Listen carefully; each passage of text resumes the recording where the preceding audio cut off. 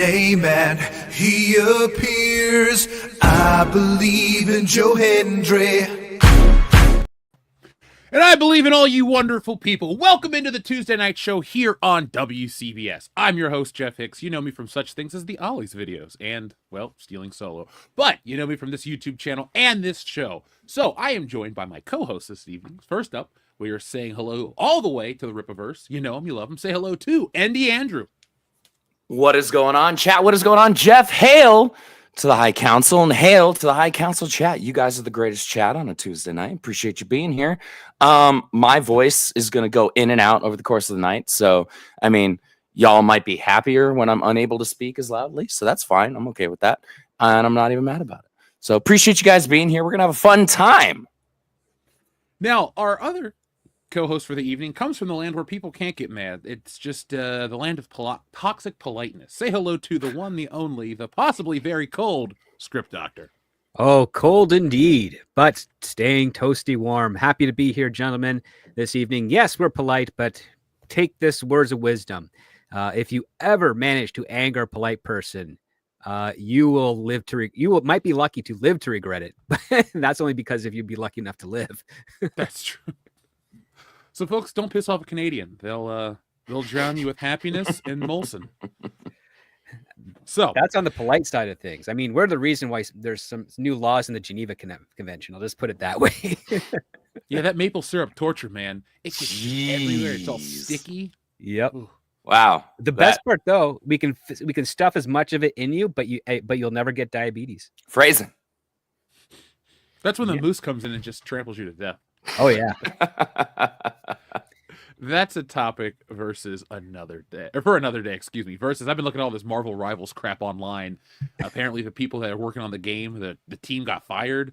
So that's a thing right now. People are all up in arms. You guys playing that at all? I have it downloaded. I've been wanting to play. Half of my friends have been pestering me to play for months on end. I just have had zero time to play. Like this last weekend, Saturday, Sunday, I canceled all of my normal streams. So I didn't do my Saturday afternoon solo stream. I didn't do my Sunday night community night. I just said, you know what? I'm recovering from being sick as a dog this week. I'm not doing squat. I'm going to boot up Ninja Gaiden 2 Black. And I'm going to play the crap out of this for a day and a half. And I beat it in about 10 and a half hours on hard, which didn't really shock me because I played that game on hard back in college. It's amazing. I love it. The remaster is incredible. I'm going to try and 100% the thing. What? You are completely... Script, is that just me? No, I think maybe it is just you, but I hear everything okay. Like, I concur with 50% of what Andrew said, except for playing the PS2. I just plowed my girlfriend. Okay. Script, can you? I don't have a PS2, so I had to go with the one I don't. Jeff, all right, are we dead? No. Okay, I'm gonna text Jeff right now because I think it's Jeff's end. Yeah, hold on. I figured he'd get a rise out of that one. Oh, we lost him. All right, I just texted him saying it was just you. Hail to you all, High Council chat. Script, what have you been up to this last week? Well, the company I'm working for, the media and tourism company, is expanding greatly. So I've been interviewing my counterparts, and it has been both a blessing and a curse. A blessing in the fact that I'm meeting really great candidates that a lot of potential, great skills, great writers, great organizers. A curse in the fact that I have not had any time to myself for the past since last show that I was on here. Boy, do I know that feeling. That's been me with work right now at the Rippaverse. But it's a good problem to have because it means you have job security. Oh, indeed. And our faithful channel leader hear us today? Yeah, can you hear us now, Jeff? I can hear you now. I guess my earbuds died. So okay. Make sure there's no reverb from the microphone. Because that's the last thing people want. Oh, you got to do that good old calibration. Yeah, people barely want to hear me once. They don't want to hear me twice through your microphone. I think I have some wired headphones under this Santa Claus action figure. There we go. Okay. Well, congratulations, Script, on all the movement you've got going on with your work right now. That's fantastic. Yeah, it's a very useful offset because, again, Hollywood is still recovering from the fires. And the stuff that's in production, it's being fast tracked, and the stuff that's in development is on pause, which is unfortunate because it's like, well, myself and some of my colleagues, we all have stuff that got right into the cusp of like we are starting development on this day, and then all of a sudden the fires hit. It's like, well, we're gonna have to put a pause on that, and so there's now money in escrow that no one can touch until we get to the next part.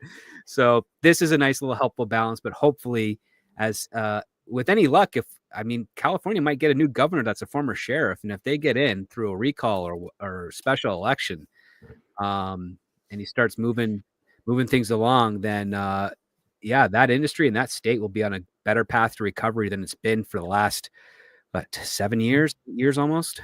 I mean, it needs it.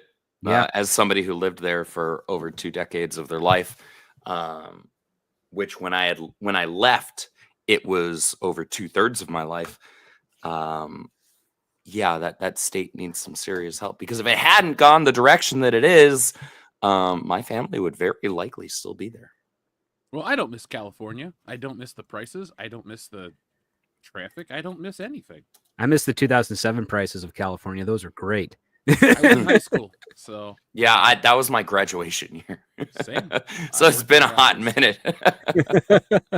It's been a hot minute since California was livable from a financial aspect, unless you're super rich or on government stamps. California was a hot minute for a couple of days, so it was just a terrible time to be out there. Damn, he went there. Okay. Mm-hmm. So, folks, if you want to hear us talk about California and make fun of Hollywood, join us for the Oscar Lampoon Party on March the 2nd. We will be live here like we always do. We're not here to celebrate the Oscars. We're here to lampoon them, and this will be our 5th or 6th year. We're not keeping track, so why should you? But folks, you're not keeping track because you lost count because you were drunk. Yeah, exactly. That's where Aquarium Jake comes from. So, folks, send in the super chats. We might become Aquarium Podcast and, pass out with all the weird lighting. It'll look like this. Ooh. So there you go. Something tells me that's like the least weird the lighting gets. I got this setting on these lights where it can make it look like the cops are behind me if I really want to. Amazing. But I think it would throw people. It's just a light, man. It's not amazing. Let's talk about all sorts of stuff tonight, folks. Hit that thumbs up button to let YouTube know that you enjoy this content. It helps us out. It's a quick and easy way to help WCBS. But if you want to support the channel like our friend Troubles08, you know what to do. Troubles08 brings us the word of the day. The word of the day is Jazzman. Sisterhood of the Traveling Jasmine. Jasmine Horizon. The Wizard of Jasmine. Jasmine Begins. And Fistful of Jasmine. I'm I'm confused. Was that the only way he could get Assman on the super chat by throwing a J in front of it? Maybe. You could just say Billy Gunn. We'll understand what that means around here. Let's say in the mouth of Jasmine. A lot of people think it is Assman because we have Assman Beyond, Deep, the 5th Assman. Honestly, I'm willing to bet that that's what he meant, and that's just YouTube was being YouTube and not allowing what he actually meant. The lone Assman. Yeah, that'd be a good one. Dude, where's my Assman? Let's see. Dr. Assman, or How I Learned to Stop Worrying and Love the Bomb. That's a good one. 2001: A Space Assman. That's not bad. There's something about Mary's Assman. I just saw one that said Assman Forever, and I was trying to put it on the screen because it just makes me. I want to make something that says that now. I'm pretty sure there's a porno out there that says that's entitled that. I'm sure there is. And you know what? And you know what? Predated Batman Forever too. At the same time, Assman Forever. Oh my lord! Yep, there it is. I gotta look that up and see if it's real. Because the Legend of Assman. I have to steal it. Mm-hmm. Assman Busters. Tropic Assman. Omega Assman. Oh, like Omega Man. Mm-hmm. The day the Assman stood still. Yeah, starring Charlton Heston. The day the Assman stood still. Is that what you said, Chad? Yeah. That's pretty good. Okay, that's pretty good. Who framed Roger Assman?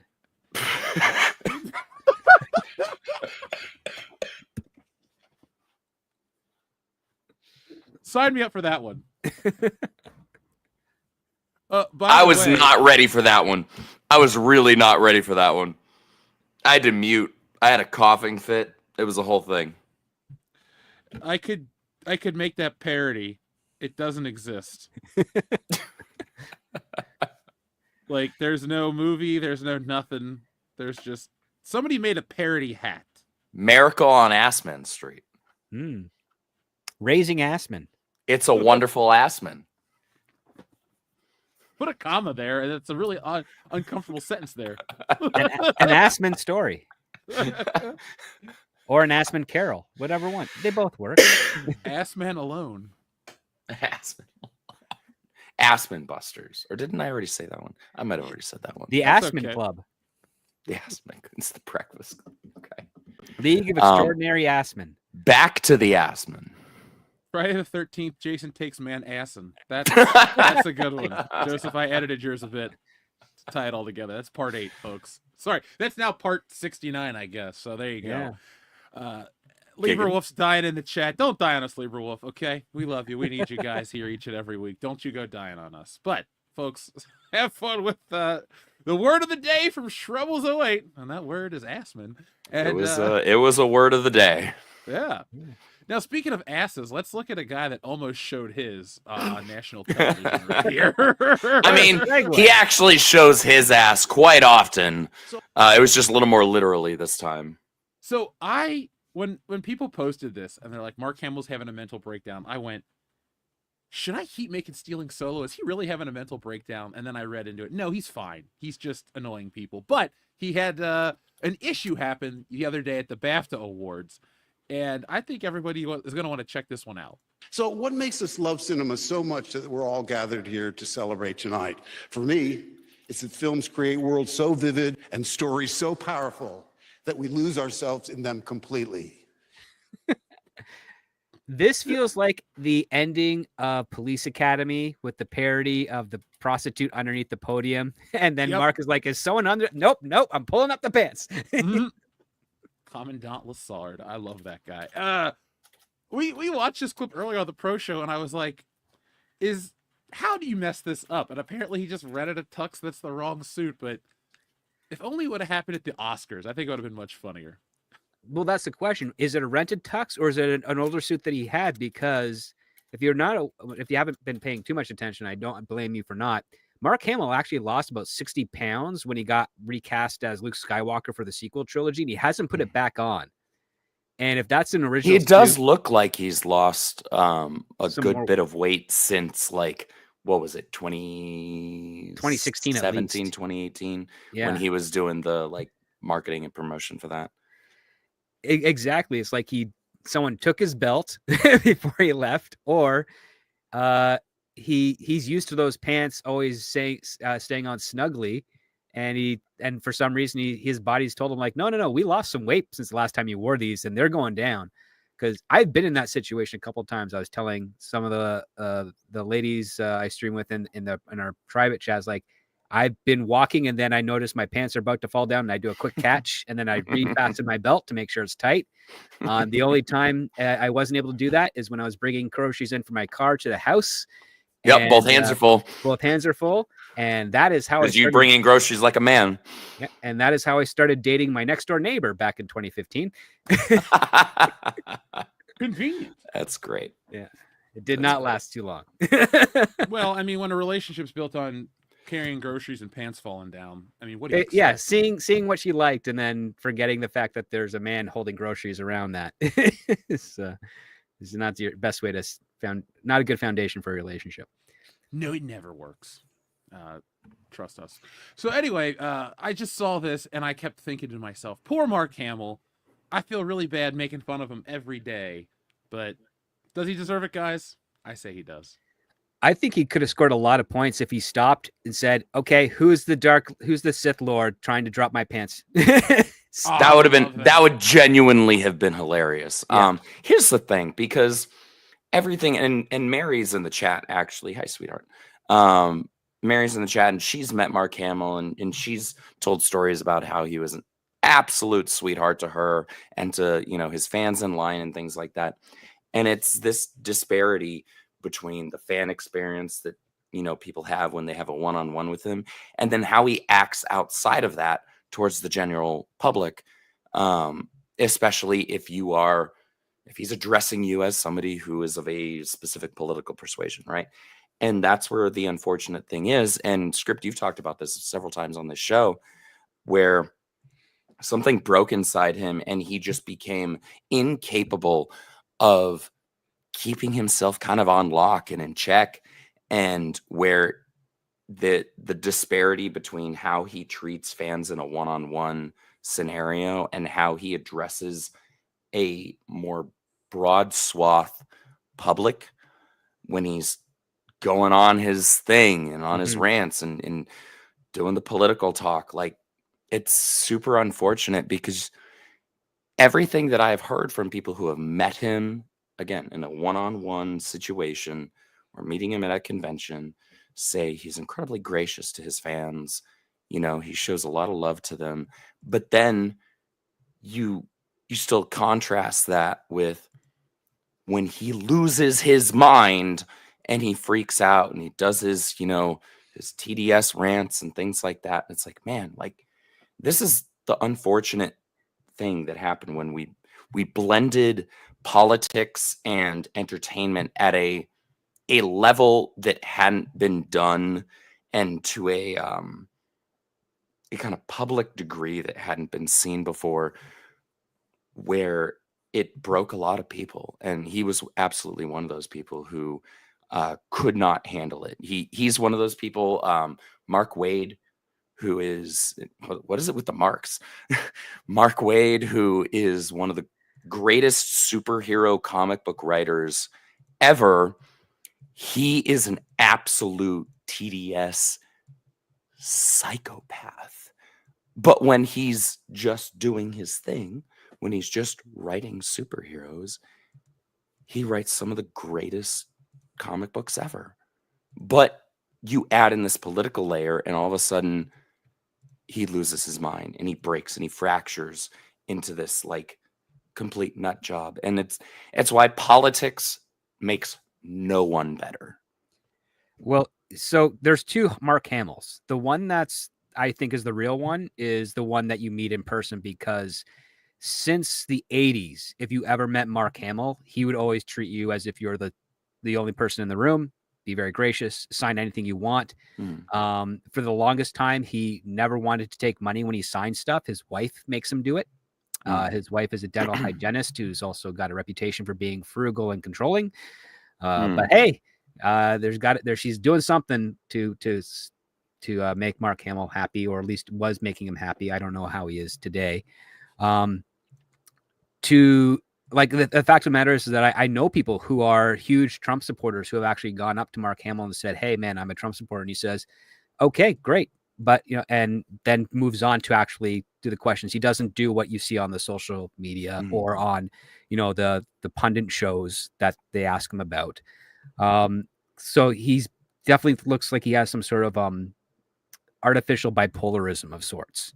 Like you meet him in person, you can let him know your political stuff. He is always going to be gracious, respectful to you, which is. You mentioned that, like, there may have been so much of him that was wrapped up in the identity and the hero that was Luke Skywalker, that when that character was broken so viscerally, that kind of subsequently affected him on a far deeper level than I think most actors would have experienced, with a character being kind of like either written off or done dirty or things like that.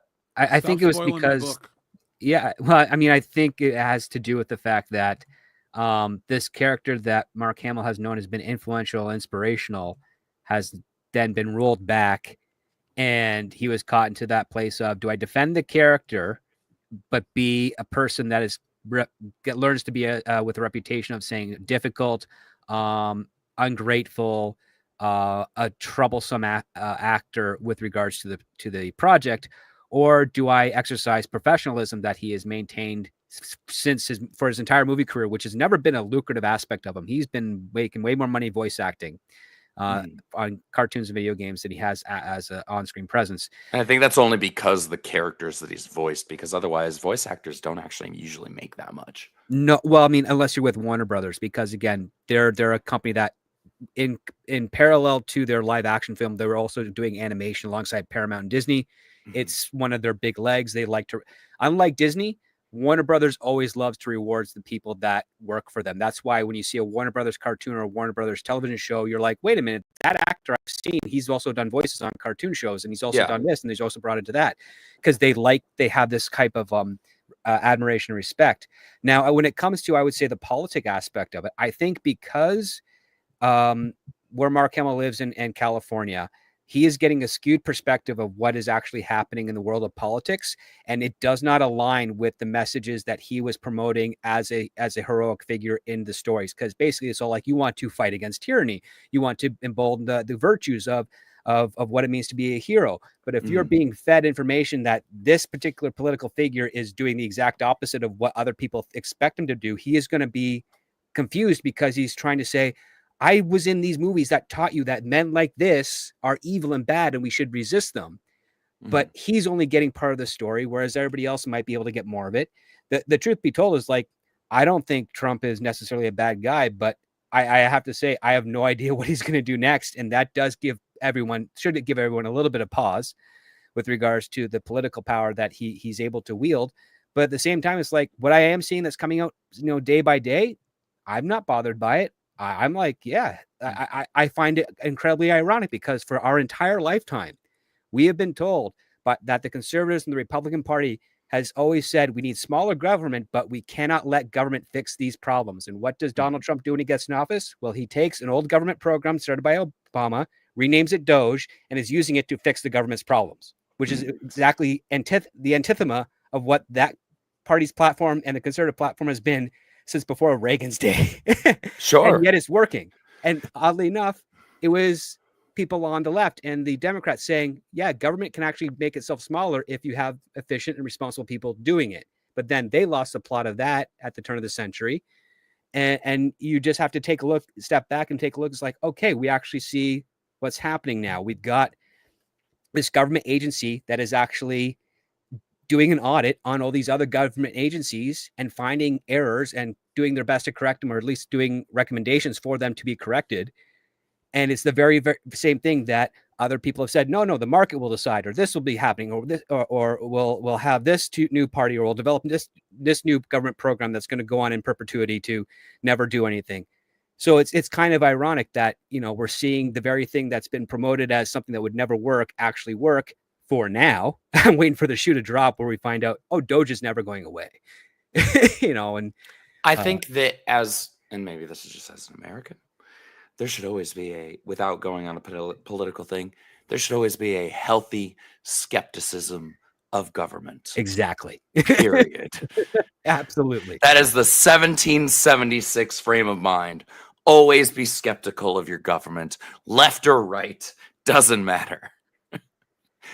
100%. And I think because we've seen such a massive shift with regards to the political parties and the political platforms and the people who identified as one party but then left that party, which I would say they didn't leave the party. The crazies took the party further left and then stole the name on the way out the door, and everybody else was just kind of left holding the bag. But they have decided, no, we're going to move over here, we're going to do our own thing.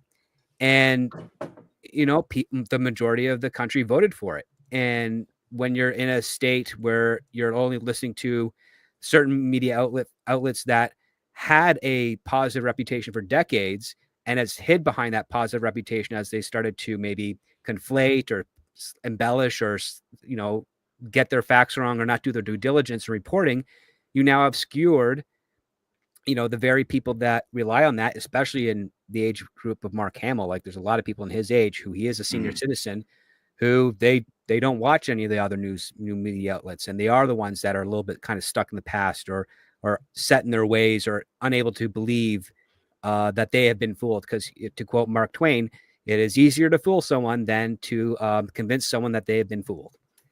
And that's the position that Mark Hamill and others like him are in, is that they don't realize they've been fooled, and if they're told they've been fooled, they refuse to admit it. and they are relying on another lens that is not in sync with everyone else, and so they suffer from it. We suffer because we see the people that inspired us kind of degenerate, and it makes us question whether we were right to invest the time we did into following their career and the projects they worked on. So, folks, just joining us, Mark Hamill really hasn't gone off the reservation. He just lost his pants at the BAFTA Awards yesterday on national television in the UK. But you're allowed to show nudity late at night, so I guess people were up late looking for kicks. Hey, Mark Hamill's on TV. Whoop, no pants. Oh, man. Let me tell you, I'm so excited. Luke Skywalker's flashing his lightsaber. Something tells me that people in Europe that are looking for that type of content aren't usually looking for it from Mark Hamill. I don't know, man. There's some weird people. But you know what? I'm actually going to do a slight retraction on that statement. They're European, so they're probably weird. They're not prudes over there, and that's part of the fun.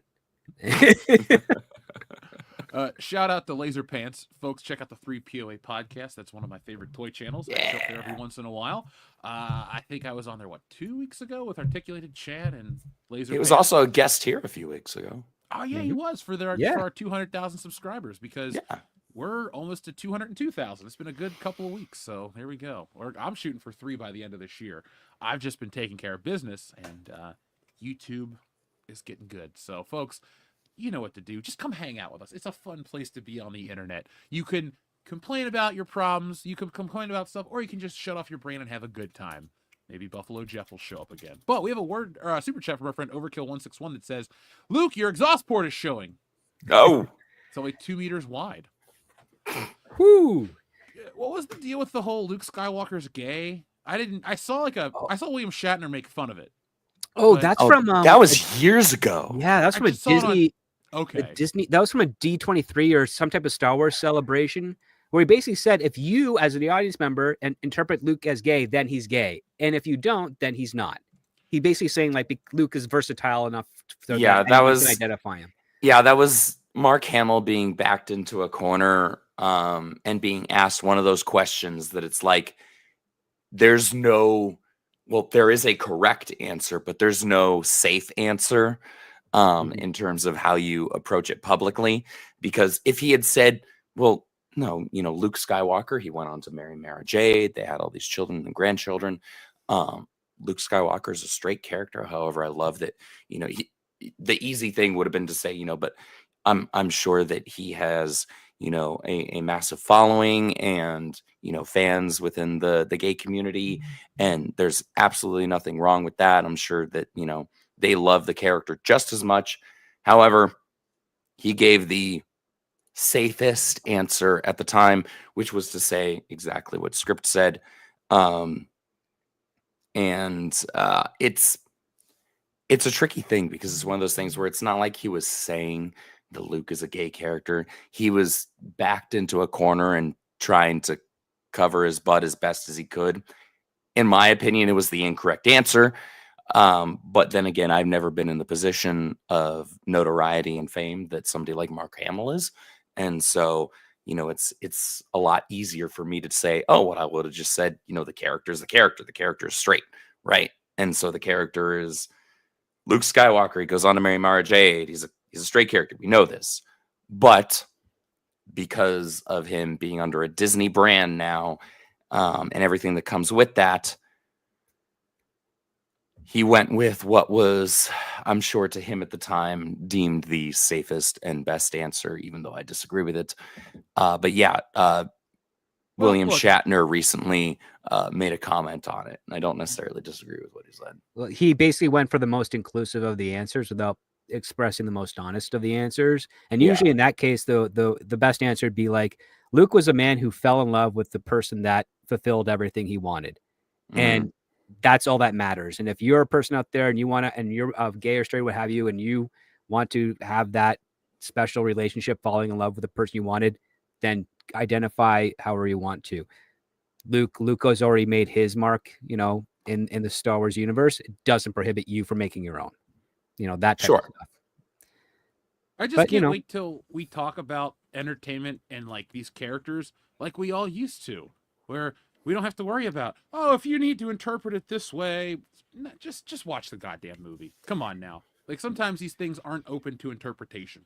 Well, a lot of times they're not, right? And in fact, most times I would go to as far as to say they're not. It's actually just is what it is, and people try and this is a fairly recent thing, at least to the degree that it's at, where, and it's a generational thing. It kind of, I hate to say that it started with millennials, but it kind of started with millennials, of which unfortunately you and I are a part of. Where like this propensity to project ourselves onto characters rather than just trying to find things that we already relate with them on. We have to like inject and project things onto characters that don't actually exist. Yeah, that's a very feminizing trait of interaction. Yeah, with fiction. that's something that girls do with toys. Girls make their toys them. Boys become the thing. When a boy is Todd McFarlane has talked about this. When a boy is playing with a toy, he becomes Batman. He wants to be Batman. He wants to be They like embrace Batman. the role. Yeah, they embrace exactly. the role. Whereas girls, and you can look at this and you look at the type of toys that are marketed towards girls and the toys that are marketed towards boys. The toys that are marketed towards boys, action figures, characters, are characters that boys want to aspire to be like. Batman, Superman, Spider-Man, etc.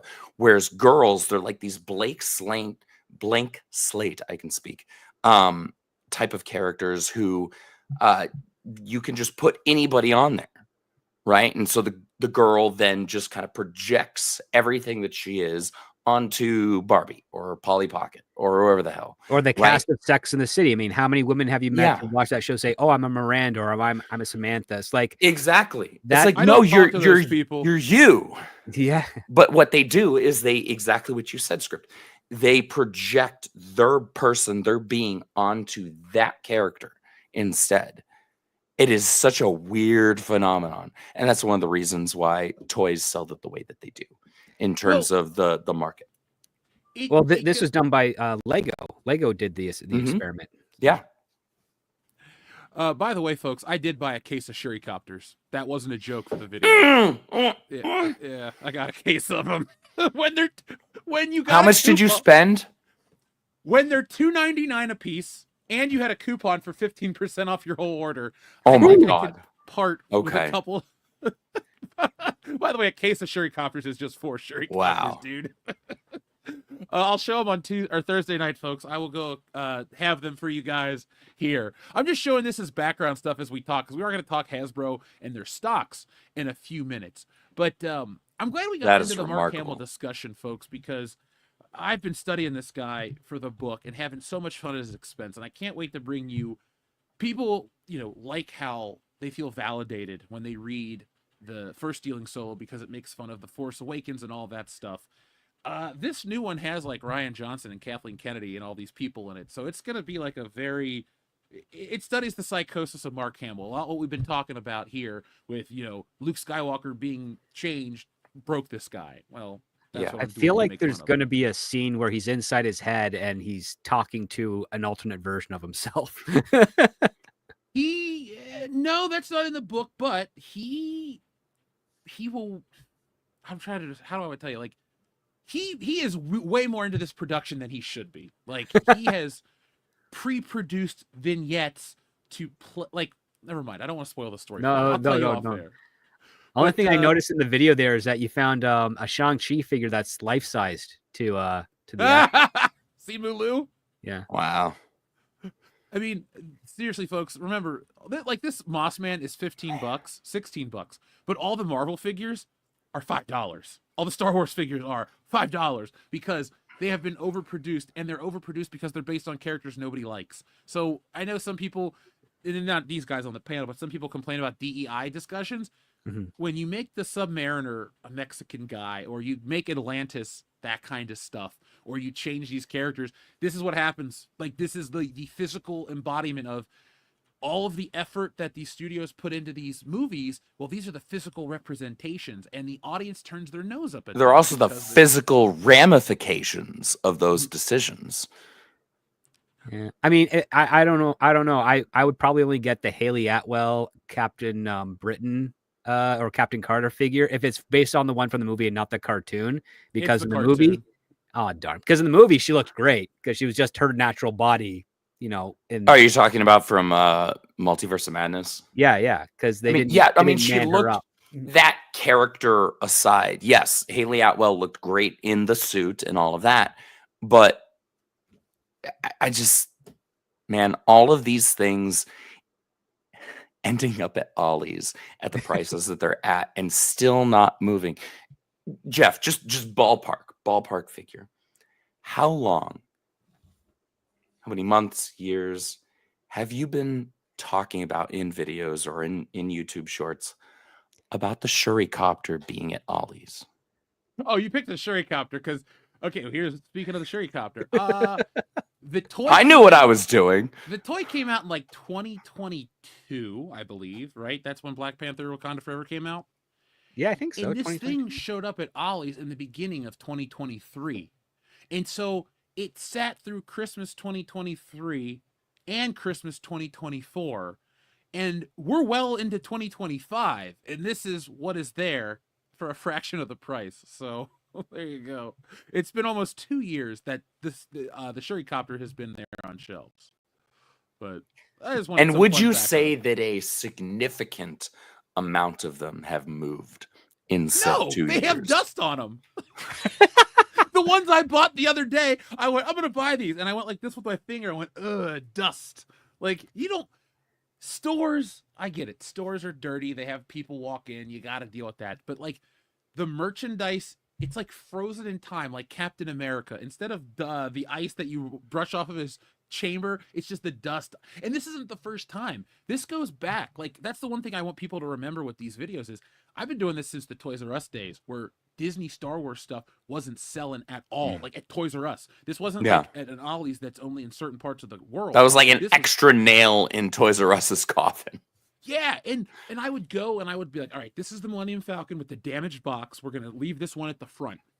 Never moved. There was dust on it. Same with those walkers. Like all of this stuff. Like it's been all the Disney merchandise, no matter what it's been, unless it's the established stuff like classic Spider-Man, classic X-Men. And when I mean classic X-Men, like 90s X-Men. We're talking like 90s. Yeah, Yeah. yeah, exactly. That all sells. That'll never be Including that $50 Hasbro figure.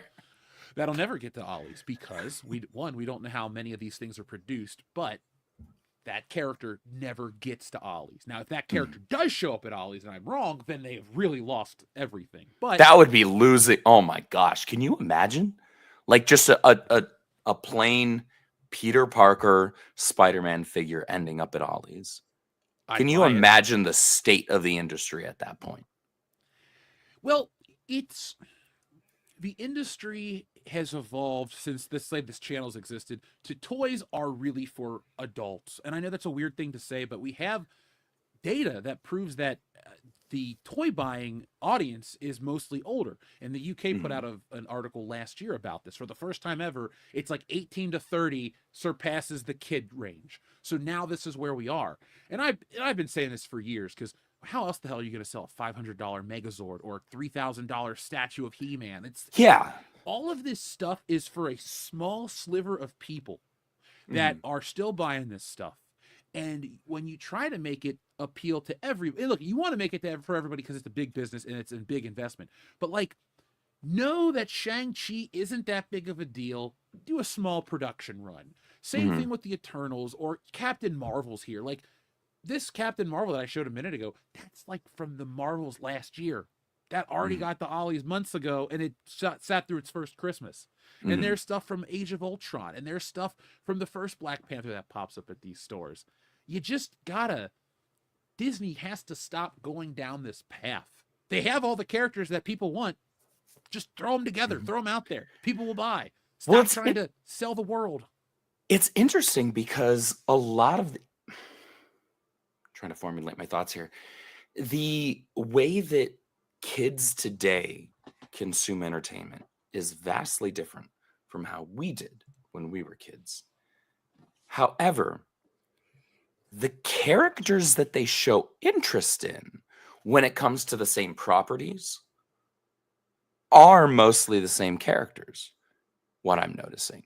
That's why you see Spider-Man stuff still sell on like the cheaper figure end, but you're not seeing any of these other arbitrarily shoehorned in characters that nobody really cares about. Look, Shuri is a cool character and an interesting character in the comics. However, she is not a character that, at least at this point, you are ever going to see make a ton of money on her own. That's not meant to be a sexist or a racist thing. It's just a market thing. Kids have decided they're not interested. Okay? And collectors have decided they're not interested. There's no value. Collectors, to your point, Jeff, you, me, Script, people our age, we care about collecting characters who we grew up collecting already when we were kids. So there is a pocket, there's a window where this is when new characters were either presented or characters that were pre-existing that we were experiencing growing up. These are the things we're interested in. These are the characters we care about. You know, for Star Wars, that might extend up through the prequels at most, and some of the EU. For comic books, you're going to go through the 90s and maybe some of the early 2000s, maybe. But beyond that, none of the characters that DC and Marvel have been pumping out in the last couple of decades since then, we don't care. As collectors, we don't care. We care about the nostalgia that's kind of used as a dirty word a lot of times these days. But the fact of the matter is, the characters that are more associated with that word, those are the characters that we still collect things from. We're still buying the Luke Skywalker figures. We're still buying the Boba Fett figures. We're still buying Peter Parker Spider-Man. We're still buying 90s, Jim Lee designed X-Men characters. Why? Because they're freaking cool, and those are the ones we grew up with. Kids these days, if they're getting toys at all, because a lot of the times these days kids are freaking playing on phones and tablets and crap, and it's a lot more digital than it is physical toys. But that being said, they're gravitating towards the same characters at the very least that we were, and that's interesting to me. And I think that more speaks more than anything to the lack of interest and the lack of consumer power and the lack of market power that a lot of these characters and properties that DC and Marvel and in Star Wars, Lucasfilm have tried to really shove down the throats of a generation. They're not responding to it. They're not buying it. It's all ending up at Ollie's and just sitting there. Well, in some regard, that's very accurate. The other part too is that society itself has conditioned a generation of children to not even embrace their own imagination. When you're taking a look at games, I mean, aside from, I would say, Minecraft, which is a very interesting platform that is very fertile for imagination, there's not much else out there. It's Fortnite. It's that Marvel Rivals game. It's button mashers. It's stuff that's really just occupying your time as opposed to stimulating your mind. Yeah, because stimulating your imagination, encouraging your imagination. Yeah, the reason the toy market exploded in the late 70s and 80s wasn't just the fact that they were more articulate and better detailed toys. It was the fact that kids had more options to expand their imagination. Like whenever you're playing with action figures, you're not always repeating the story you just saw. Sometimes you're doing something new, or you're exploring that, or you're doing crossovers. Oh my God, it's He-Man meets Spider-Man. Let's go do all the fun stuff that children. That was a huge part of playing with action figures growing up for me. Exactly. That children today, they don't have that outlet because either the parents don't invest in it, which is one aspect, or the kids, for whatever reason, have already been conditioned to enjoy a different type of entertainment that when they're presented with such an option, it is completely disinterested to them because it doesn't stimulate the right areas of the brain that they've already grown accustomed to, which is the quick response of the interaction with a computer screen or a video game. Whereas with a toy, your first response is if you slammed it down on something and it made a sound, that was your first immediate response. Then you realize, Yeah. oh, okay, there's something going on here. There's a cause and effect. And then, I mean, one of the more fun things I used to do is I love to make webs for my Spider-Man action figures out of like thread or an elastic band or what have you. And then you string them all up around and then you just toss the figure into it and see how it, navigates. And it was fun.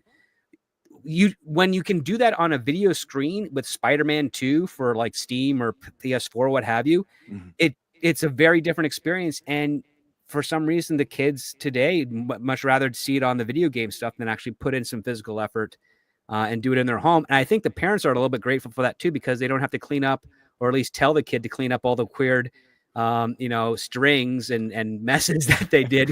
My mom's not stepping on my metal Matchbox car Batmobile anymore. Right. Oh, that almost got me killed. Oh, you're muted, Jeff. Yes, you're muted. Is he? Well, he was speaking and I heard nothing. Oh, I didn't even notice. Yeah, he is. You are muted, brother. How? I don't know. This is an evening of technical difficulties, but that's okay. Those happen sometimes. But yeah, it's super. There we go. There you are.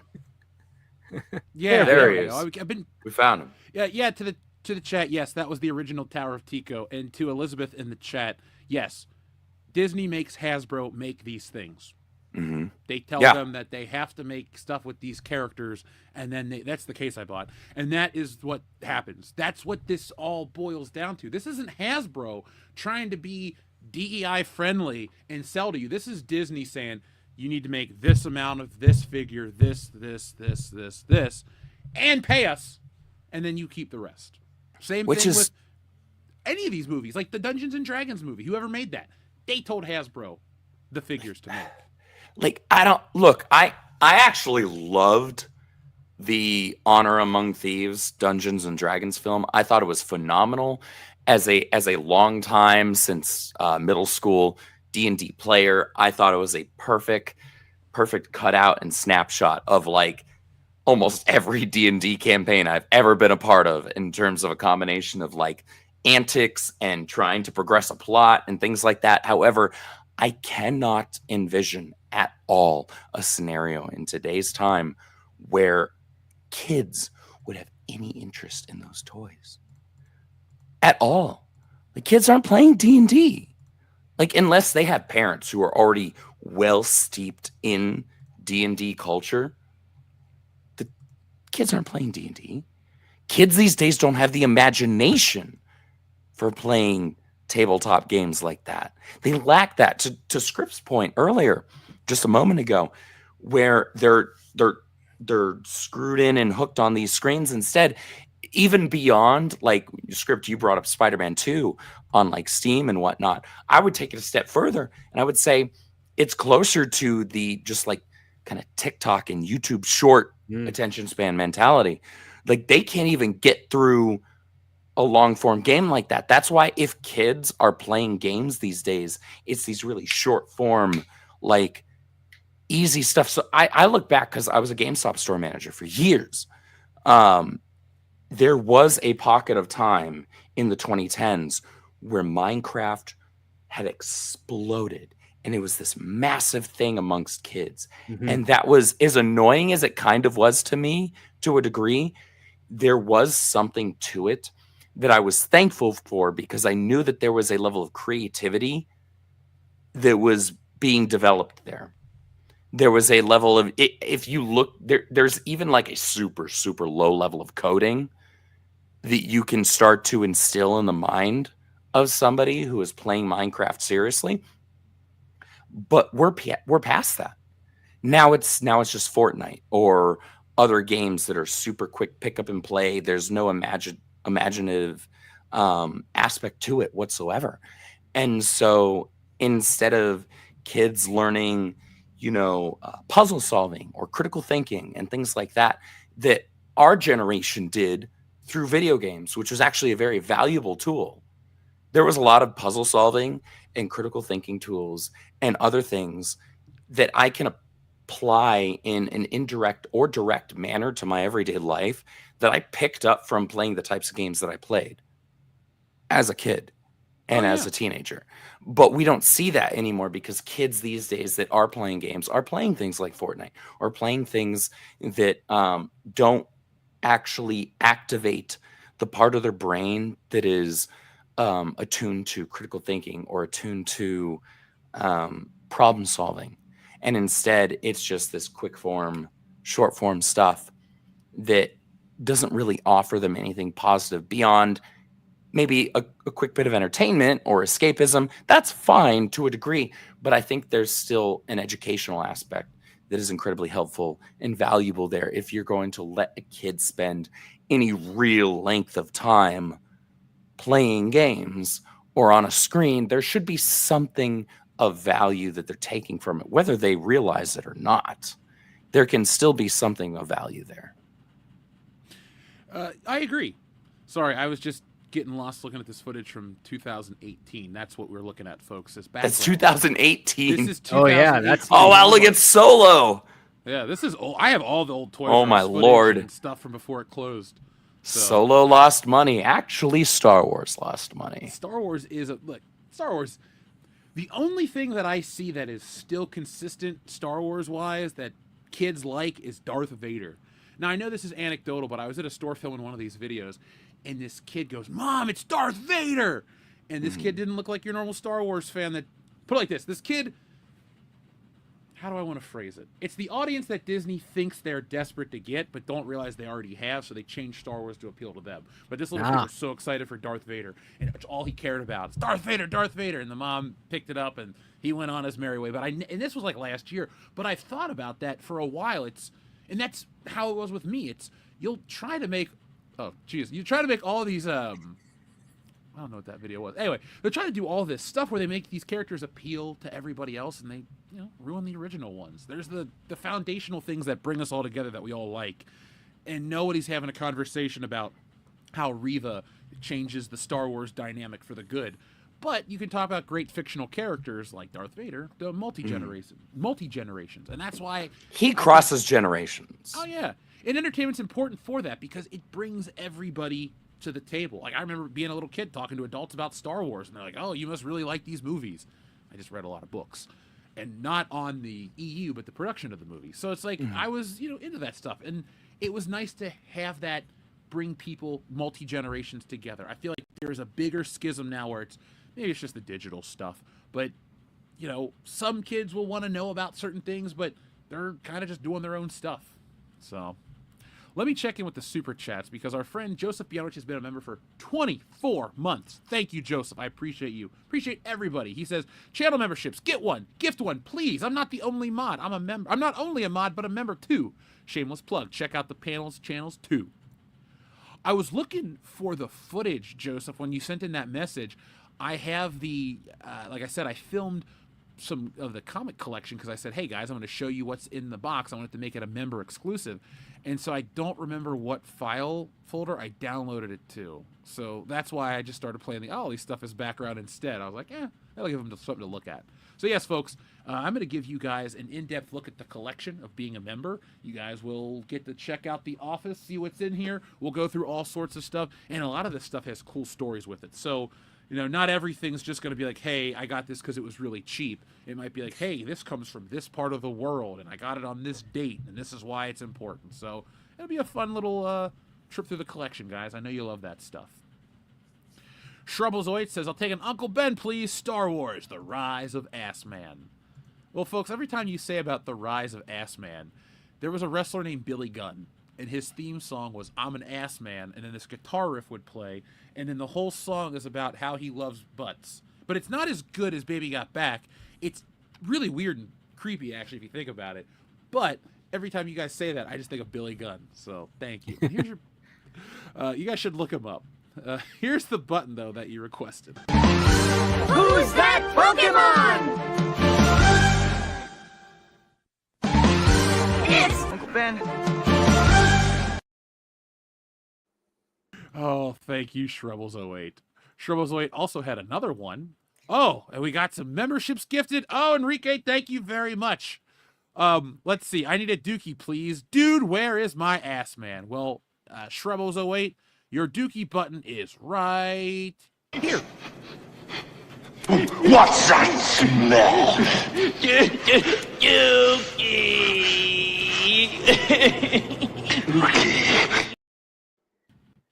You know what's funny is the face on that guy looks like he's like, you know, in his late teens, early 20s. But before you see his face make that squirming part, you see what he actually looks like. He looks like a guy in his 40s.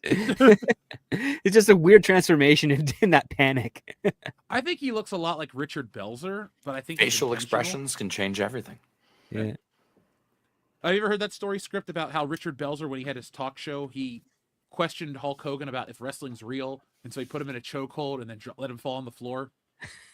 And he cracked his head open and he sued because, you know, back then they had to protect the business, brother. So Yes, the illusion was more important than the actual business itself. hey, I was watching a video today where the $1 Million Man's like, yeah, they used to give me $2,000 and they would tell me to go buy dinner for people, like full restaurants, and do all this stuff. So, well, you know, living the gimmick, man. Mhm. I really wish I would have been. Everyone has a price. Here's that t-shirt Ted for that DiBiase. wrestler. There's Mr. Ass's t-shirt, folks. Since we're talking about all Amazing. these ass mans today. For a fistful of ass, for a few asses more. The good, the bad, and the ugly asses. I'm not gonna say the ass ugly. That would just mean. And you know, Clint Eastwood's got a lot of women lining up to be with him. Oh yeah. It's Clint Eastwood, man. It's because he's Ass practically Torino. on death's door, I'm sure. Now he'll kick Death's ass. Like, I think Clint Eastwood's gonna outlive the three of us. He'll be 146 years old, but I think he's gonna do it. So he's His like last Chuck words Norris. will be, "That's enough of that." and he just closes his eyes and dies. Like, Yeah. He's gonna go out. Who do you think's gonna die in a manlier way, Clint Eastwood or Chuck Norris? Well, I know, right? Chuck Norris, I think, will die behind the wheel, but his corpse will park the car so no one else gets hurt.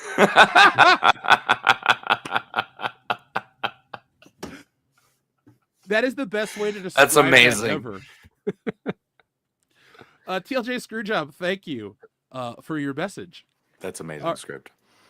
Enrique Vasquez has gifted 5 WCBS memberships. Folks, if you got a membership from Enrique, do me a favor, just say thanks in the chat. You guys are keeping us going. The support has been growing, and we appreciate you guys as we move deeper into 2025. If you like what you see, well, we got all kinds of content on the channel. But beyond the toy videos, we got pop culture takes. Our biggest hits were the old Captain Marvel videos. I don't think anything was easier to do. It's like, man, Brie Larson just every day gave us cannon fodder. Thank you, Brie Larson. Right? You bought a lot of I'm shit old behind enough me. to remember when Brie Larson could not keep her mouth shut for the life of her. And somehow now she says nothing. Somebody finally got the reins on her and said, hey, shh. I remember when Brie Larson was mildly likable. I do Yeah, too. it's a I film. remember when I was actually excited for her to be Carol Danvers because I thought that was actually a quite good casting. And then when you see the script that they gave her and the direction and then the entire attitude she had afterwards, you're like, well, this is a big 180. Yeah. Well, I just think of her from 21 Jump Street, and that was when I Really? liked her. Yeah. I just remember what was it back in 2020 or 2021 when she filled in Oh, Was- yeah. Oh, for was it Jimmy Jimmy? Kimmel? Yeah. It was Filled Jimmy in. Kimmel, yeah, that she filled in for. And like she had this nice dress on, you know, she had a big old smile on, her eyes were wide and bright. Sure, the girls were out and everything, but like That's all she you was remember. hosting, I think Jamie Foxx was on as well. And like they were just kind of like riffing off of each other and having fun. I was like, who the hell is this? Where was this? Like, so you can play a human being. Great. Where was this the last 3 years? Like all you had to do was just be this like semi-charming human being. And Is that what you were talking about, Andrew? yes, and like half of the YouTube channels right now on the platform would never have launched. And we would be talking about something else, right? But here we are. Instead, we're where we're at. Though now we're, you know, making fun of I guess Rachel Ziegler, though it's been a minute since she said anything stupid too. I Like, think I don't they're even, Blake I don't, Lively now. Yeah. right now we're on to Blake Lively, but that's for completely different reasons. It's not even like a culture war thing. It's just like stupid celebrities being stupid. Yeah. Instead of it being a culture war capacity. So now it's welcome like, to my life when I'm in Hollywood. Like, just it's wild, man. Like, seeing the arc, because I've been here since basically the beginning. I remember Jeff launching that first Ghostbusters 2016 video and the first Last Jedi video, and seeing all these channels pop off and looking at like where things were then, where we're at now. And I'm like, man, like certain celebrities learned to shut the hell up, or they were like finally strangled to shut the hell up. And others all of a sudden just like ignored everything that happened before them. Yeah, I like the change that happened, to be perfectly honest. I know it's changed some of the YouTube dynamic for some people, but I like that we don't have to deal with as much insufferable stuff. It's obnoxious, right? It's Yeah. boring. It's Yeah, like, can no, y'all shut up? I mean, it's boring. I mean, it's boring for definitely someone like me, because I started learning about this almost 20 years ago. But it's fascinating for people that have no idea what goes on in Hollywood. So I understand the allure.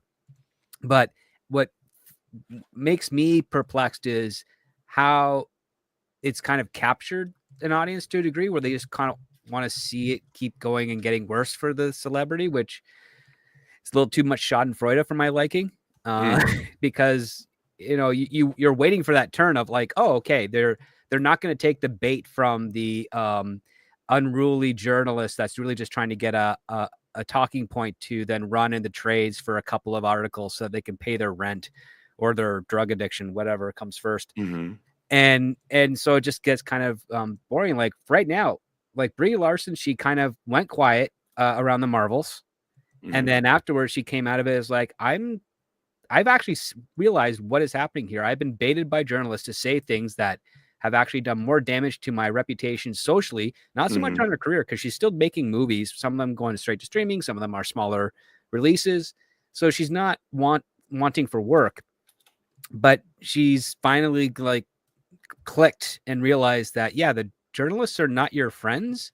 Yeah. And if you've been in Hollywood for a long time, even when you go back to like, the Bob Evans days of the 70s, the journalists weren't your friends back then either. They were looking for a scandal. They were looking to exploit and manipulate and mock. And only if you grease the right wheels were you getting an article in Variety about the anticipation of a new project that hasn't been greenlit, but you're getting the buzz so that it puts pressure on the studio to go ahead and, put that into production. The biggest tell for me was, what was it, back in 2021, maybe 2022, when Brie was on the red carpet for something. I don't even remember what it was, but she was asked by the journalist about the sequel to Captain Marvel, and her response was probably the most like honest and genuine thing that I've probably seen out of her. And it was when she was like, does even anybody even want that, like, at this point? And I was like, you were not on script. You were asking a genuine question. Yeah, well, she finally broke through because she knows the truth. And that was the moment where I realized, okay, yes, you acted like an insufferable twat for a couple of years there.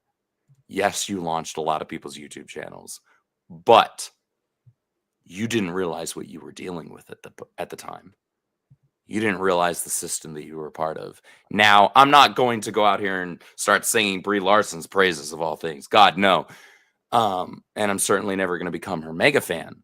However, that did open my eyes to the idea that, and this is something that Script has confirmed a number of times on this stream, as has some of my other friends that I know that are like in the industry to some degree or another, that a lot of times, not all, but some of these celebrities, some of these Hollywood actors and actresses are really genuinely fed a narrative and fed stuff they're supposed to say because this is how you keep your job, and this is how you pay your bills, and this is the line you walk, and that just is what it is.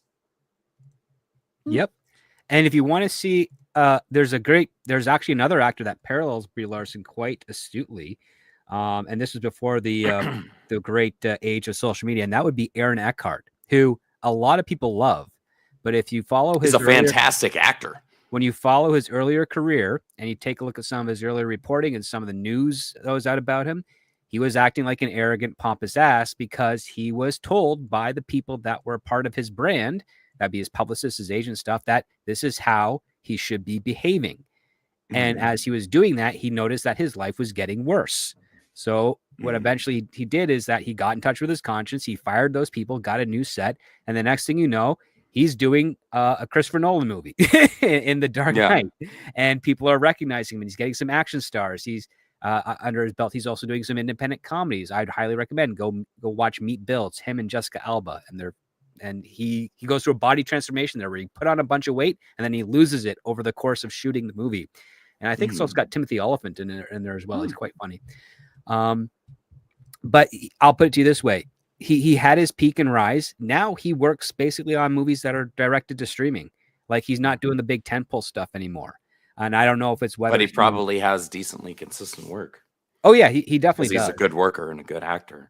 But he was great in Thank You for Smoking. I remember watching that movie in college and being like, what the hell? Oh, yeah. I mean, it was fantastic. And if you watch that movie, you're like, oh, there you get your Harvey Dent and Rachel Dawes love scene. Yeah, exactly.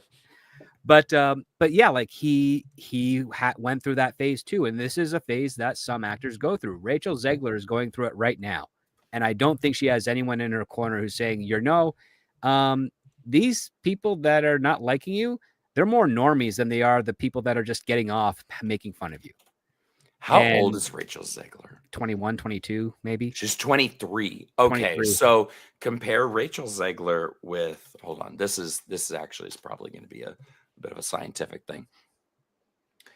Brie Larson is currently 35. If we backtrack to when Captain Marvel was coming out, that was what, 2018? 2018, 2019, so about 7 years. That put her at like 26, 27. Put her in her late 20s. The difference in mental and emotional maturity that 5 years can make is actually insurmountable. So there is probably a huge disparity there in terms of like Brie realizing what was going on and Rachel not being in that place yet, because I didn't realize she was that young. 23? Yeah. But as far as I'm concerned, that's a kid. It is. That's she's several legal age, years. but she's still a child. No, of course, yeah. Like if you're in your early 20s, you are a child. As far as I'm concerned, you are younger than my little sister, by several years. Like, I'm sorry, I can't take a 23-year-old seriously.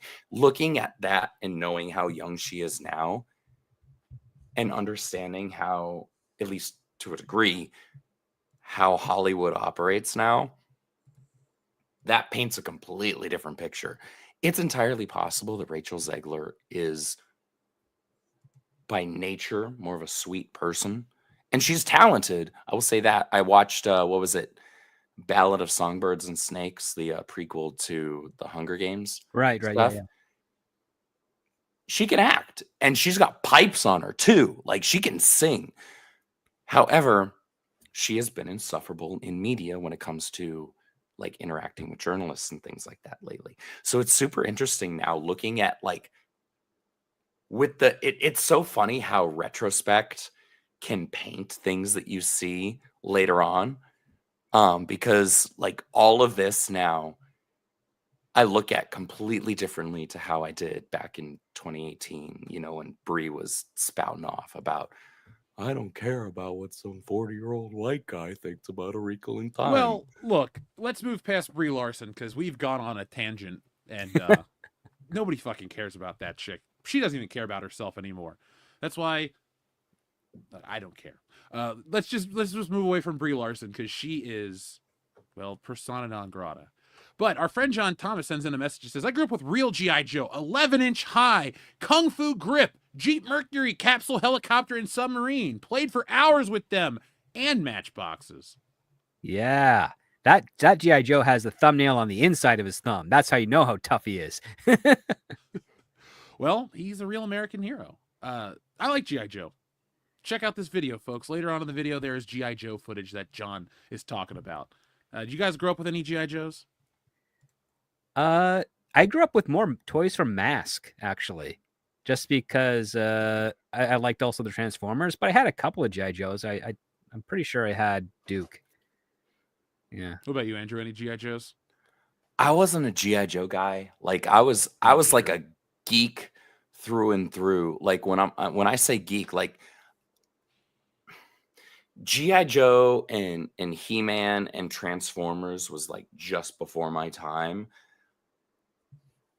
Oh, yeah. Ninja Turtles was exactly.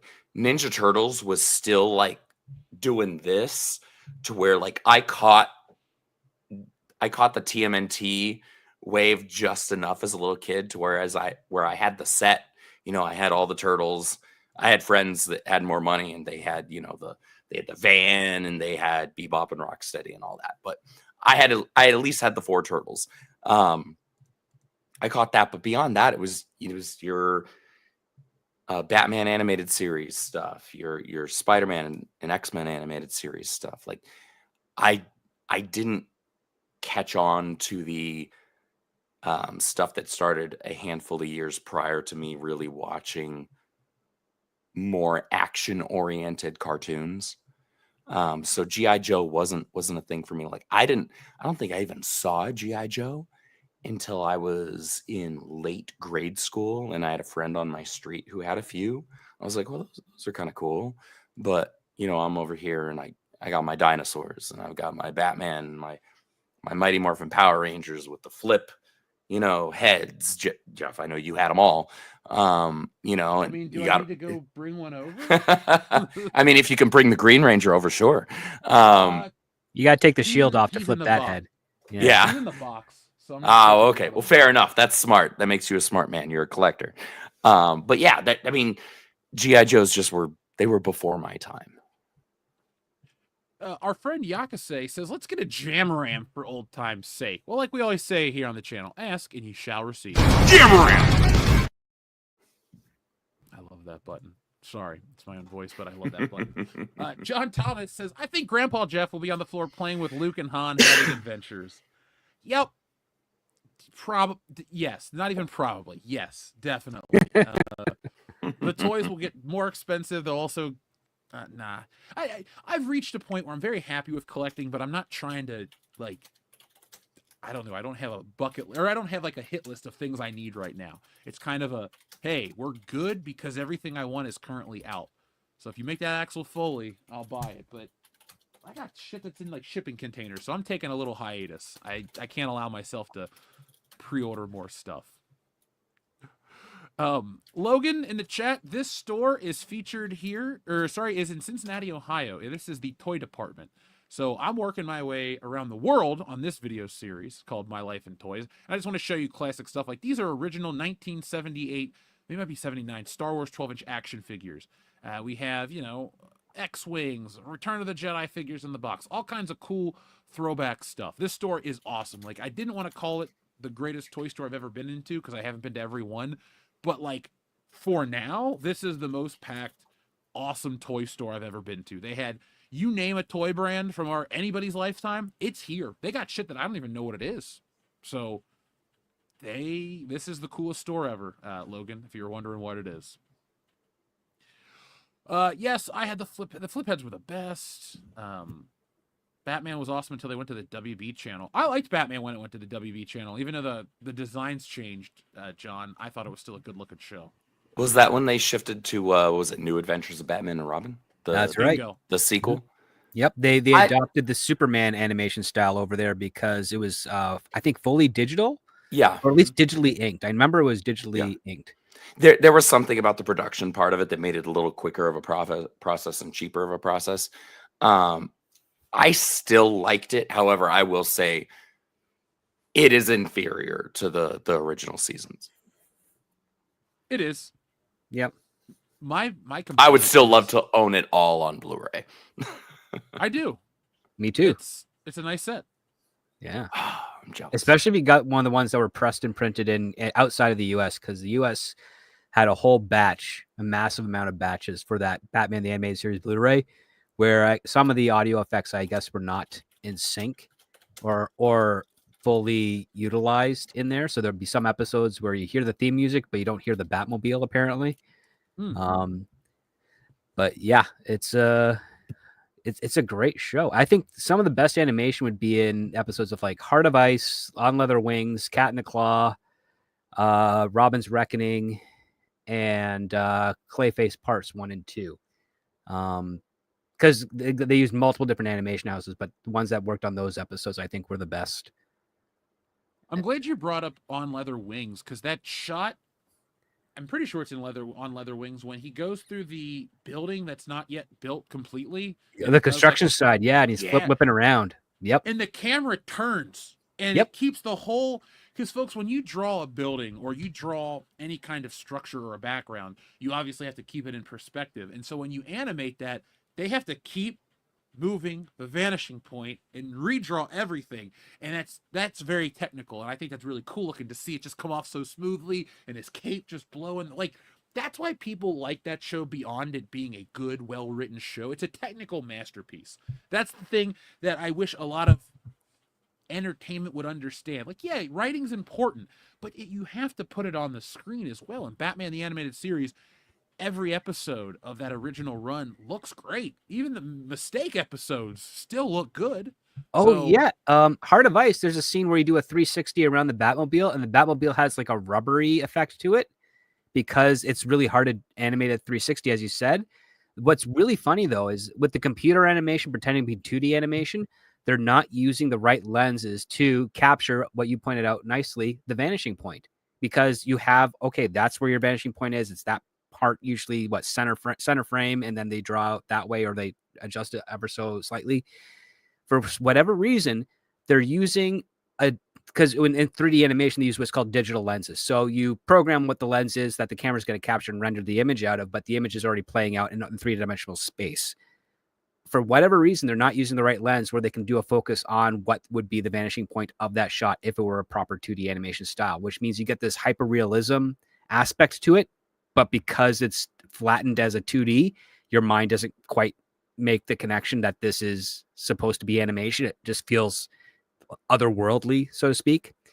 So yeah, it's crazy that you have all these animators that do such a great job, but the people that are making the directorial decisions on the renders and the framing are thinking too much of it as a live action product as opposed to an animation product where you have more distinct shadows or you have more focus points or you play around with depth of field a little bit more on animation because you can make the background look way bigger than it actually is in order to focus the eye on the main character in the middle of the frame or on any part or any 1/3 of the frame, depending on what type of shot you're trying to capture. I love being able to talk technical stuff. It's just fun. It's super cool. Like animation, like I have a small bit of insight into this with Rippaverse Studios that we're doing over at the Rippaverse and building our animation department. Like there's so much that goes into all of this. It's so cool to watch from every step of the way. And it gives me as a fan, it's incredibly cool because it gives me an even greater appreciation for the animations that I grew up with, because Batman the Animated Series, Superman the Animated Series, Justice League Unlimited, Batman Beyond, Marvel's animated series in the 90s were a little lackluster in terms of the effort involved, but I do fondly look back at Spider-Man and X-Men. Those Sonic are the only the two Hedgehog decent ones. It's kind of true. I mean, but come like, on, dude, that Fantastic Four cartoon or I don't want to Avengers- talk about that. Like, I don't. I'm not trying to talk about that. But like, it does give me an immense appreciation for the effort involved when they did not have the access to the same technology that we do today. That you look back and it gives you, as much as we love to dunk on Disney, like if we look back at Disney's animation department for decades there before Disney started being on the really stupid crap, regardless of, how we may be able to criticize them in terms of not necessarily having original ideas. The quality of the animation itself, looking at that and what they were able to accomplish is incredible. Yeah. Because it took dedication, talent, skill, willing to make mistakes and risks and experimentation. Like that's one of the things that I appreciate with the old school Disney method is that they would shoot the version live action and then they just rotoscope it. And then the animators got so good at doing that they could eventually recreate or imagine some of their new scenes without the need of rotoscoping. But it took many projects for them to do that because you can take a look at, say, the Jungle Book along with Fox Robin Hood. And there are literally like identical shots of characters of similar dimension doing the exact same movements in one movie to the other, and they're many years apart. So you understand that, yeah, the recycling was done more so to save time, but also allowing those artists to get practice at doing those movements so that they could do them without that level of reference, because that's where you knew, oh, you are top tier. If you're told, hey, I need this character to do this action, like run here, jump over this, and then slide into like they're a baseball player, an experienced animator with like 20 or 30 years under their belt would know how to do that. Like Don Bluth would know how to do that. Well, even Disney, even in what was it, like Alice in Wonderland, they were using like an actual actress to like do a lot of the movements, the expressions. And it's remarkable the way the animators were able to replicate that. And they did the same thing for Little Mermaid in '87. They got an improvisational actor who is still to this day is sweet as a button. And she played the role, and they did all the stuff. They shot the movie kind of on a VHS camcorder thing, and they used all of her improvisations and her little ticks as reference to give life to the actor, to the characters on the page. But they did it within their own animation style, which is a bit more embellished, like bigger eyes, sharper curves, all that types of stuff. Whereas like in Cinderella and Sleeping Beauty, and Snow White, they were more minimalist, except for with the exception of the dwarves. Like they were the most fantastical looking caricatures in that cartoon. Same thing with Pinocchio, right? Like most of them, they started doing the exaggerations are like after they made those initial classics.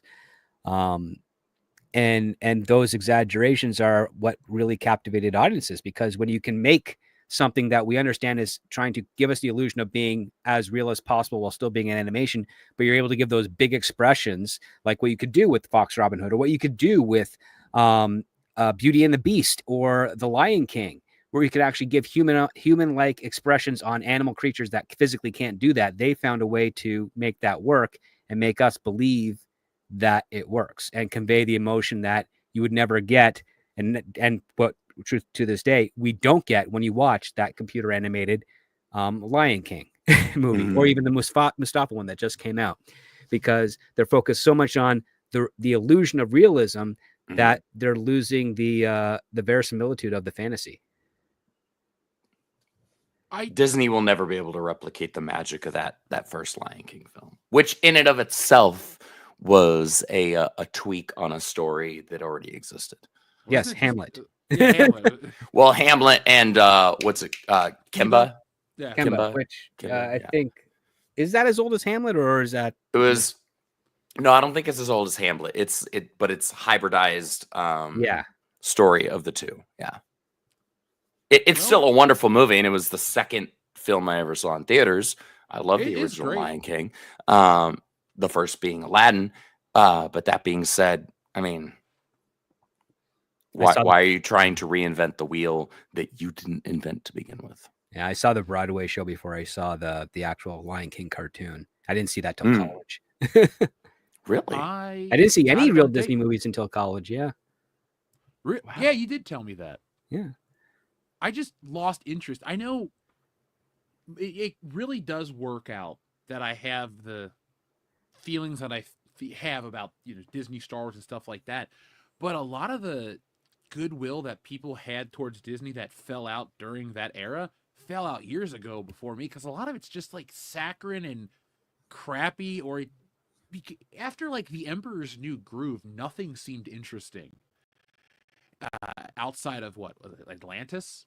That was kind of a cool thing, but I just thought a lot of Disney movies fell off. And I also thought too, I come from the era, Andrew, you're the same age, Script, you are too, but we come from the age where it's like there were so many alternatives. This is pre-internet, but you still had 24 people like, oh, you didn't have 24/7. Cartoon Network, I don't remember how it went before Toonami, but it just played cartoons all the time. Like, yeah, it was it used to. The very late 90s. We had throughout North America. Here's the fun fact: we had the Cartoon Network, we had Toon TV in Canada, or at least something like some variation of. I can't remember what it is now. It's still active to this day, my understanding. But they were 24-hour cartoon channels. That if you lived on the border of Canada and the United States, you got both of them. But if the further away from the border, the least you'd get of the other. But it was a 24-hour. It was total cartoons from not just the recent stuff, but they would go back to some of the older things. Like I used to be able to see Rocky and Bullwinkle on a cartoon channel. I can't remember if it was the Canadian one or the American one, but that was on Boomerang.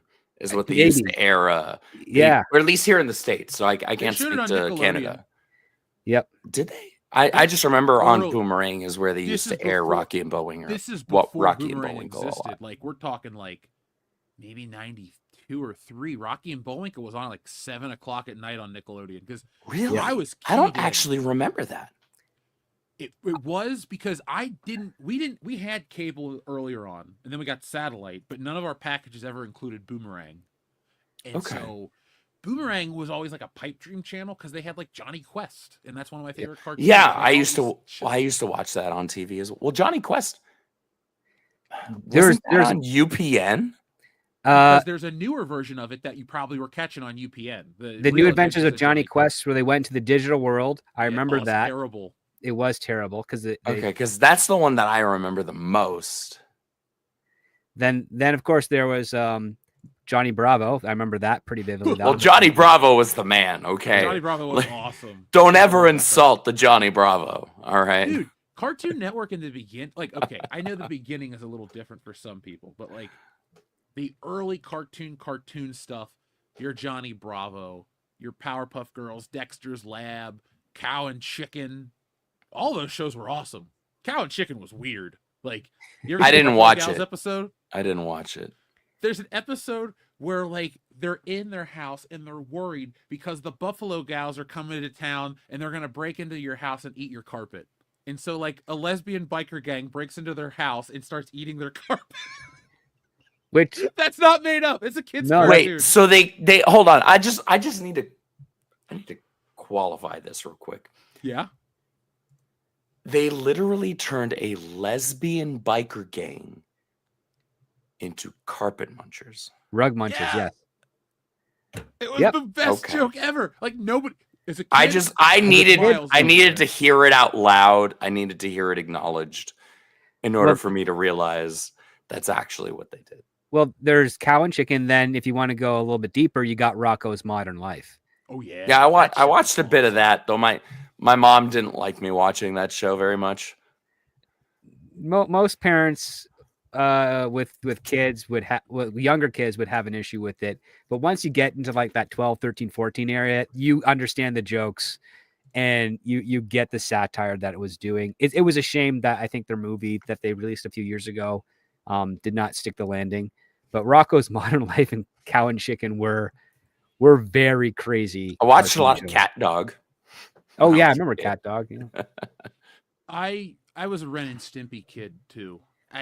My mom specifically would not let me watch Ren and Stimpy. My mom didn't let me watch messed up stuff, but she also didn't think like Ren and Stimpy or some of these cartoons were like I wasn't banned from watching The Simpsons. And then when I was in grade school, Beavis and Butthead Do America came out. And she's like, let's rent that movie and see how it is. And so like my mom rented Beavis and Butthead and she used to rent me those tapes like all the time and watch King of the Hill with me. That's why when I talk about certain things, folks, about growing up, I had I watched a lot of stuff that might have been like above my pay grade, but I got out of a lot of kid stuff early on. So by the time I'm like 8, 9 years old, like a cartoon is Beavis and Butthead or King of the Hill. Mm. But I wasn't too sophisticated for superheroes because I don't care how old I am. I'm still interested in the never-ending struggles of these people's lives. What are we gonna do, Mary Jane? I don't know, but I'm gonna watch until until this new one. I don't watch that one. I guess I'm too old now. The new one, you mean the one that's at almost lower FPS than the Into the Spider-Verse stuff? Dude, somebody was trying to say it's the GOAT. They're like, this has been goated already. I said, it's not even done yet. I Just mean, shit maybe the bed. if you like smoke a crack pipe, Well, I it looks think- awful. Now, hear me for just a second. Either there are more bots trying to push certain shows and things like that, or there are more shills out there. I don't know what it is, but there's been just this like, you know how we talk about like toxic positivity in society? I have noticed on social media this oddly obsessive desire, as just like even more so than ever as of late, this desire to call these new things the greatest ever, and then like Mhm. I don't know if it's rage bait or what it is, but the discussion never really evolves into anything interesting. It's always, well, you're just a hater or you don't like this because it's new. And I wish these people that actually, like the three of you that believe this shit, would actually defend it. I want to have the discussion. I want to have people on that like these things and talk about these things. You know, if you're a fan of the new Captain America or you like the Marvels, come on the channel if you have something interesting to say, talk about it. Because I like the contrarian opinion sometimes just because it actually there's like a merit. You look for the merit in these pieces of crap entertainment, and then even though you're not gonna watch them, you can at least go, well, it's got that. And then I'm willing to hear. Here's the thing. I'm willing to hear genuine, honest arguments from just about anybody as to why they enjoy something that I myself might not enjoy. That being said, there is a especially when we're talking about anything that's MCU related. I guess you could also, attribute the same thing to like Snyderites, but we'll keep it MCU for now. There is this weird, maybe it's a generational thing. Um, it's this mentality, this attitude where everything that comes out, everything that's released, that's within a given universe or scope, is the newest, greatest thing ever. And it's always amazing. It's never anything but. And if you attempt to criticize it as anything lesser than, you are just a hater, you're evil, you're horrible, insert whatever, stupid expletive you want to have people call you at that point in time. There's a generation that's unable to understand that some people just don't like the same shit that you like. Like, yeah. Even if you love a thing and it's absolute trash, most people for a really long time were able to just say, yeah, I don't like that thing. I kind of think it sucks, but it's cool that you like it. We're at a point, and we've been at this point for a few years now, where a group of people cannot accept anything beyond the fact that they like it. Well, I just wish they would humor the idea that something older is better, or humor that something newer is better. Because really weird example, but it makes it makes the point. We'll just use Spider-Man again. A lot of people in our age go, the 94 cartoon is the best, blah, blah, blah. I go, the Spectacular Spider-Man's the best. Here. That's what most, I think, people with their heads screwed on straight do But think. the thing is, it's like I could go the nostalgia route and tell you that the 94 cartoon is the best and shut myself off from something new. Mm-hmm. But if I consume the new thing and the new thing blows the old thing out of the water within like 3 episodes, it's better than the other 65, and I'll stand by that. Because it's like, I mean, just by way of not using the same three assets over and over, true, probably helps. Look at the first season of that cartoon is actually really well made, and Yeah. you could see they had a lot of budget. And it just narratively, the show kind of sucks if you really watch it. Like, watch it like nowadays, and you're like, and I get it's a kid's show, but to hold. Oh, I tried a few years ago, and I thought I was going to have a freaking epileptic seizure from just how schizophrenic the show was in terms of its cutting. Like it's all over the place, and I was losing my mind. I guess maybe I wanted the Spectacular Spider-Man's true to the story from the comics. Like, it's very much the Ditko. Yeah, Liz Allen's a Latina, but I don't know what to say. I'm not angry. The show's really good. Yeah. So, but this new one's not really good. I did give it a shot. I watched 4 episodes. Mm-hmm. And again, I will say this because there are people on the internet that think it's a kid show. Why is an adult man watching it? There's a $200 doll that they're trying to sell to me personally. They're not selling that to an 8-year-old, okay? And an 8-year-old does not have the attachment to this version of Spider-Man that's been out for like 12 days. Yeah. And again, it's not cool to say, but the reality of the situation is if you are ages like, I'm being generous here, it's like really like 25 to, and this is the age range just keeps going, but like 25 and up, maybe even 30 and up, that's who buys all of this stuff and who watches all of this stuff. And there's really no shame in it.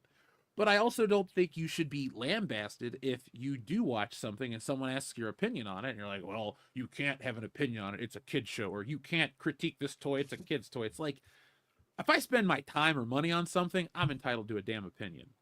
Sure.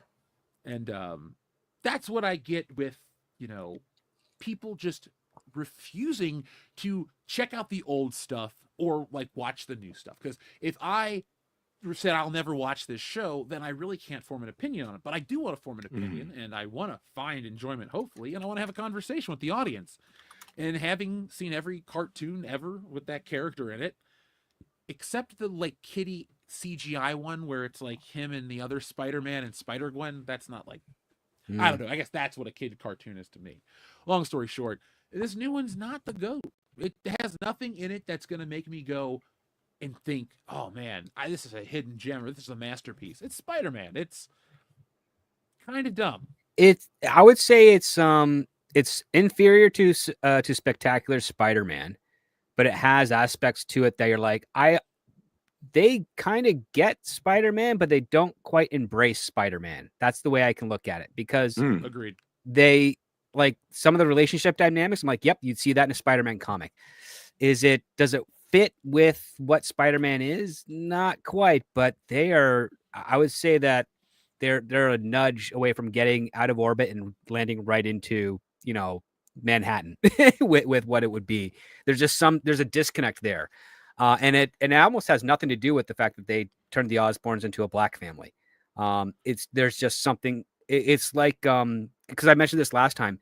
It's like each episode doesn't feel like its own self-contained thing that's got a hanging Chad moment that carries you on to the next one. Like, it just feels like, oh, this is 1/3 of a story, and then over 3 episodes we get the whole story, and then you realize, well, in those 3 episodes you could probably have done that in a single episode and not missed any really important beats or character moments.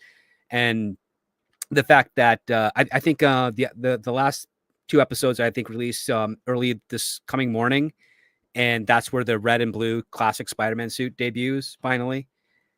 And I'm curious, like, well, how are they going to do it? Because I'm fascinated by the approach that they've taken, but I long for the execution that we got with Greg Weisman when he did Spectacular Spider-Man. Like that's basically it. It's nice to have this conversation with you too, because when you go everyone jumps to the race swap thing, which I think is dumb.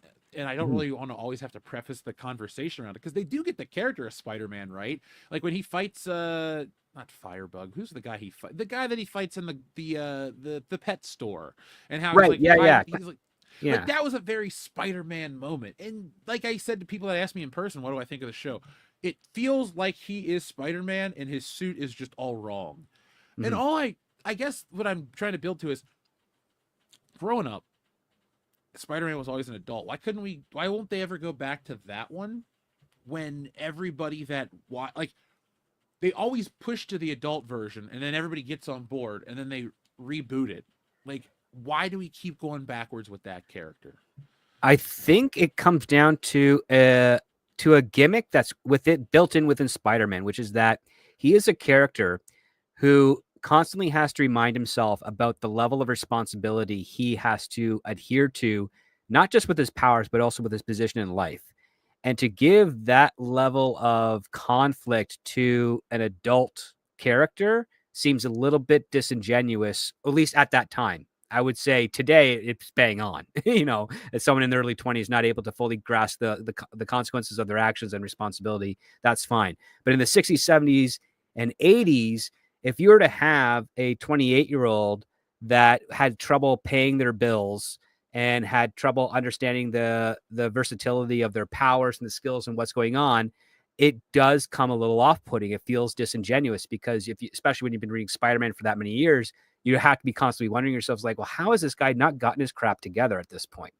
And the stuff that he does manage to get together, you latch onto and you hold on to because it was great. Like his relationship with Gwen, as that was kind of like foldering up, and then they took it away from him. They set him back. But then Mary Jane's reaction to Peter's grief over Gwen, really mature, really insightful. That fostered their relationship a little bit.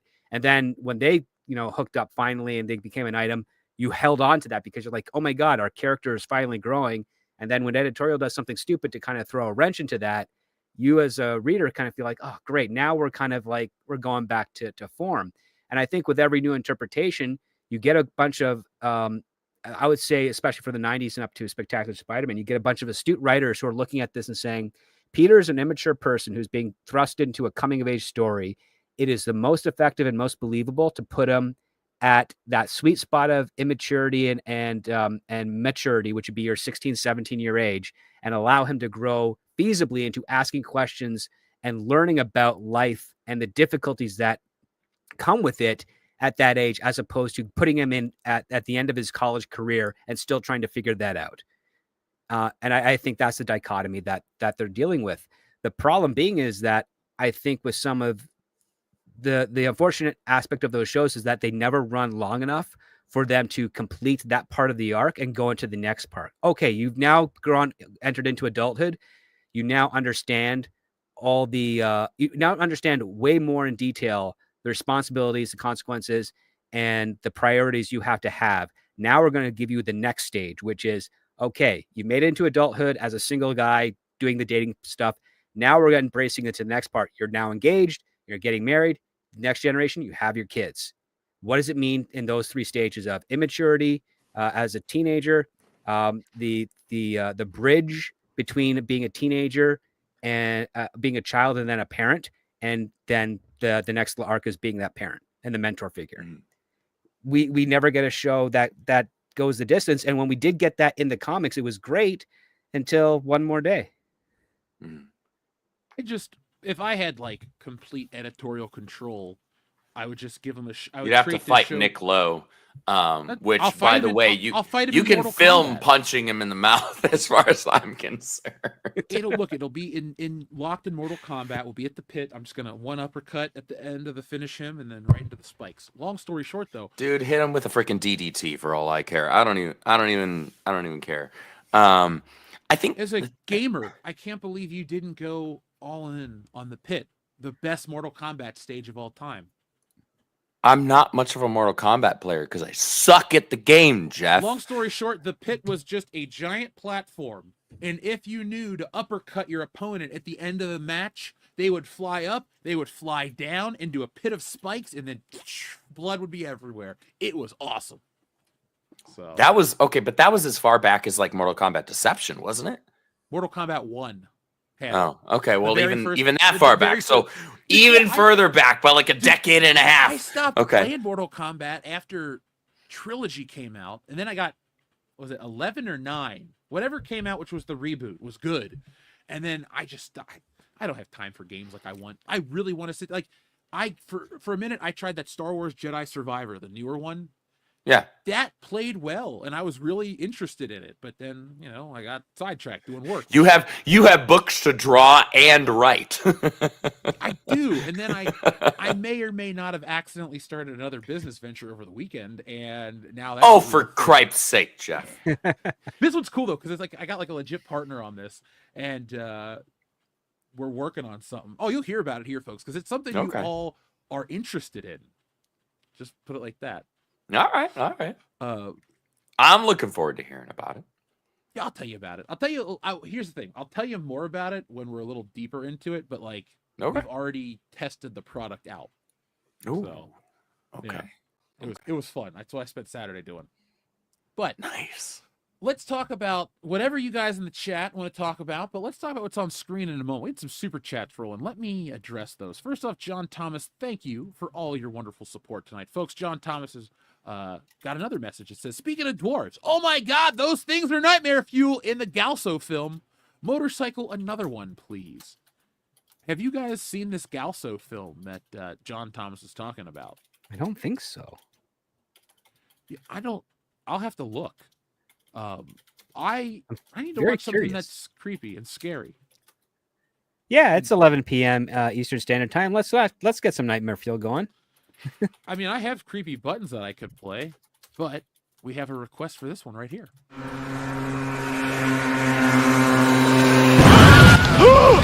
Another one.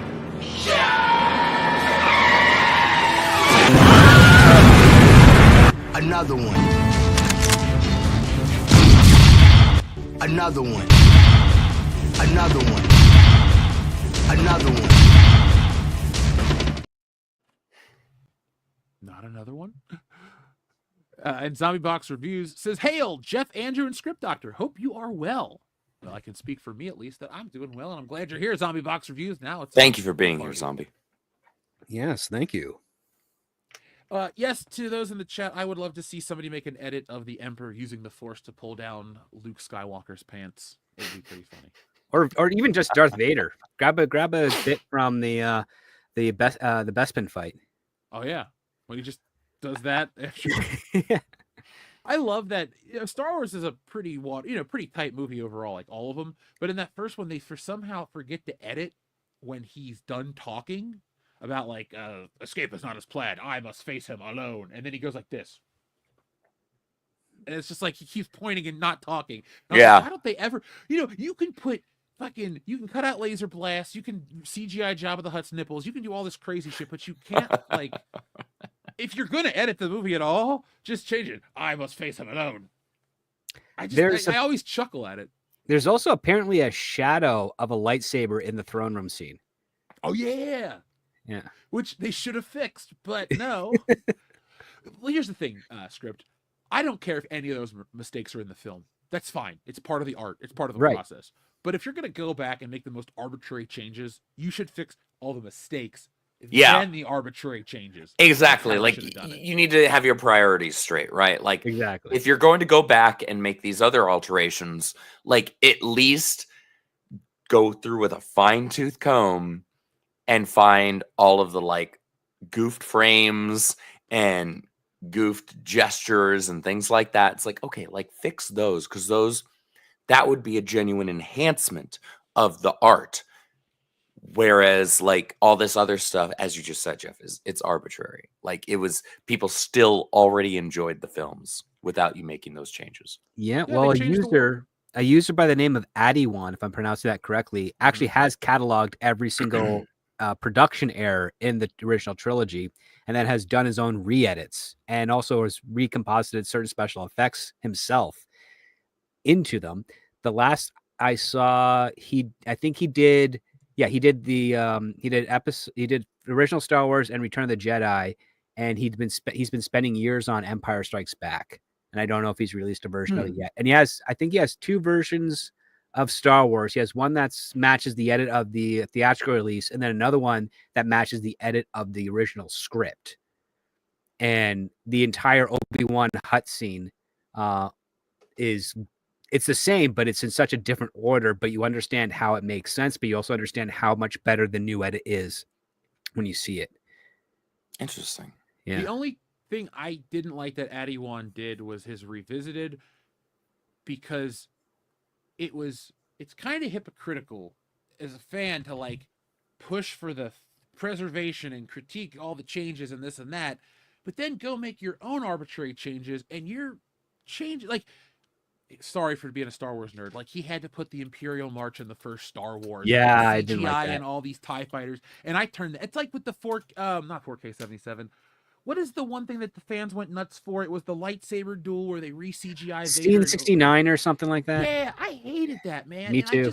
I bit my tongue. I didn't want to see, like, because it was like during the whole Last Jedi Force or Rise of Skywalker thing, and people were looking for positivity. I'm like, hey, have fun with that. I'm not gonna, be a wet blanket.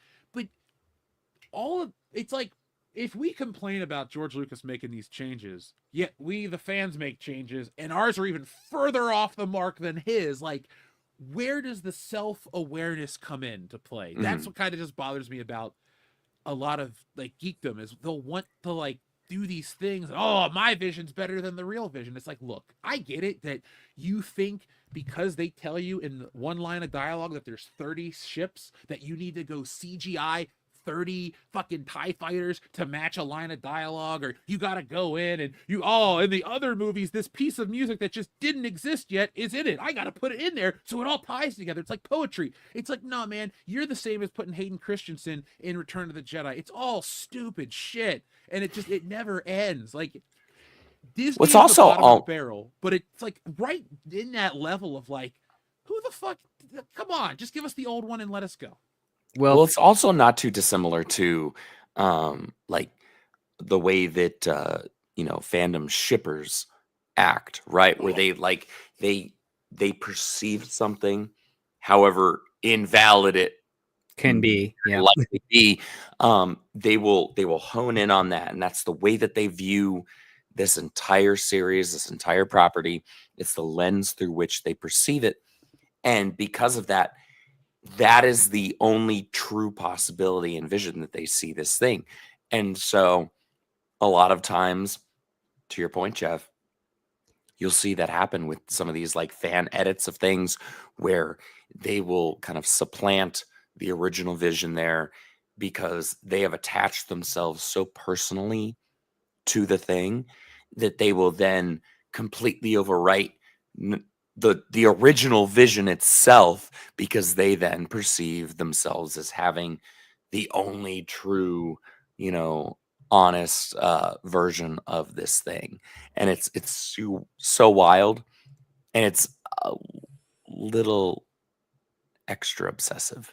Well, I mean, to both your gentlemen's point, you're actually reinforcing my argument, which I know not a lot of people like, but it's a very real argument, which is that just saying let the fans have a stake in their creative process and we'll solve all those problems is not an actual answer, because you get what Adi-Wan did, or you get what the fan films did. You get that scene 69.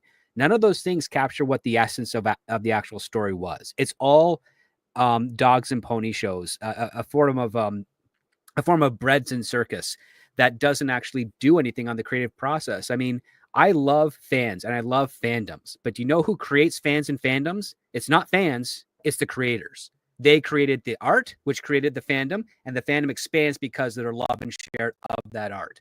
When you, as a fan, come up with an idea that either elevates something you love or is brand new, you've not lost your fandom, but you've now elevated yourself to a point of a creator where you can both be fan and creator of something else. And that is what you kind of want to get into, because it always comes back down to the point. Well, the fans need to, you have to give something that the fans want. Well, the fans are not a hive mind like the Borg. They all have their different interpretations, their points of view. They all have their different arguments over things like, can the Hulk pick up Mjolnir? No. Well, what if he picks up an elevator that Mjolnir's inside of? Is he picking up Mjolnir that way? Can the Hulk beat Ben Grimm, or can Ben Grimm beat the Hulk? Like, we have those debates, and there's so much content out there that allows for a very different interpretations of what an outcome would be. When you're dealing with it on the writer side of things, you're not trying to basically say, I want to please the fans. You say, I want to tell the best story I can so that it fits in line with what made this thing great. And hopefully the fans buy into it and enjoy it as much as I did creating it. And that's the best thing that you can have, because again, it all comes down to, well, if you want to bring in some fans to take a look at the script before it goes into production, who are the fans that you select? And what's the criteria that you select with them? How do you prove what fan is a better fan than another fan? You can't. It's impossible. So you really shouldn't be trying to advocate, get the fans involved. What you should be advocating is the stuff that you can actually measure, which is who can tell the best story. How can they come up with the best story? Who's got the most interesting imagination as a writer or as a production team to address this particular topic? Because that's what you want, because that betters your odds of pleasing an audience and then creating more fans than it does of just picking people who profess that they're the biggest fans in the world of the franchise. You bring them in and then you find out, oh yeah, every idea that you're working on, they don't like. And then the ideas that they give you are the most derivative, boring, and uneventful stuff that you've ever heard of before. And I've been in those situations with franchise nowhere near as big as Star Wars or Marvel or DC or anything, but smaller ones. And you want to pitch an idea and they say, well, this character would never do that. And you go, well, why would they not do that? Well, they just wouldn't. And it's like, well, I need more than that, because we're trying to, push the boundaries here. We're trying to give you something new while it's still being familiar. And we're very certain that the direction we're going is not going to betray what has already been established. And this is how and why we're trying to do it this way, to not betray what has been established. And a lot of fans just refuse to bite. They refuse to accept it or refuse to listen.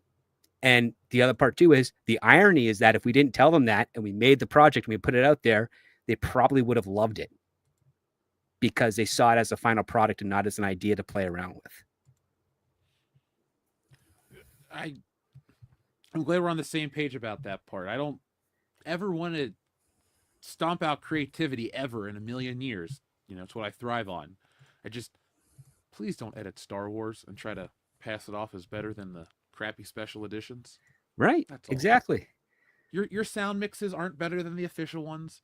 I know you guys hate that they scrubbed the film grain and you're trying to put it back in, and I get it. Believe me, I want them to magically go into a vault, pull out a Technicolor reel that's pristine, scan it, fix it, do all that stuff, remove the matte lines from the fucking TIE fighters. Believe me, I've watched these movies so many times that I went, man, I wish they would fix this and that. That's what happens when you watch the same movies like way too many times and you're willing to do it. Honestly, I just don't know how many times I've watched it. It's gotta be well into the multiple hundreds. I've seen that movie too many times. I've been on a lot of plane and bus rides that played Star Wars. So yeah, you see it. Dude, when I was like in that prime age of like 7 years old, maybe 8, I would just watch it, rewind it, and watch it. And this is when I had the whole trilogy, but that first one was just like something about it. I just over and over again. So either way, that's neither here nor there, folks. We know you love when we geek out a bit. I'm reading the chat.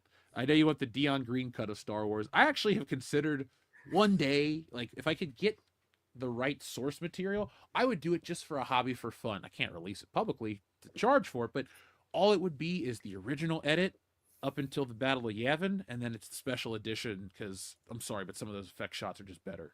Other than that, it's, it is what it is. But, yes, Buffalo Jeff will voice Jabba the Hutt. Ooh, Solo. Let me read these messages, and then I will get to the thing on screen. Excuse me, Captain America 4, the brave new Winter Soldier that we saw commit. I don't know. It's just a rip off the other two movies. Thank you, those Zombie Box reviews. Enrique Vasquez, what is up, my buddy? He says, Script Doctor and Andrew, what files do you want to be declassified? Also, my kid is playing with my Jurassic Park dinos. Creepy button, please. Well, Enrique, I know you're getting the next generation on just right as a fellow collector yourself, and yeah, Jurassic Park dinosaurs are the perfect thing to give a kid. Imagination. But what do you guys, in terms of these new declassified files that are on their way, what do you want to learn the most about?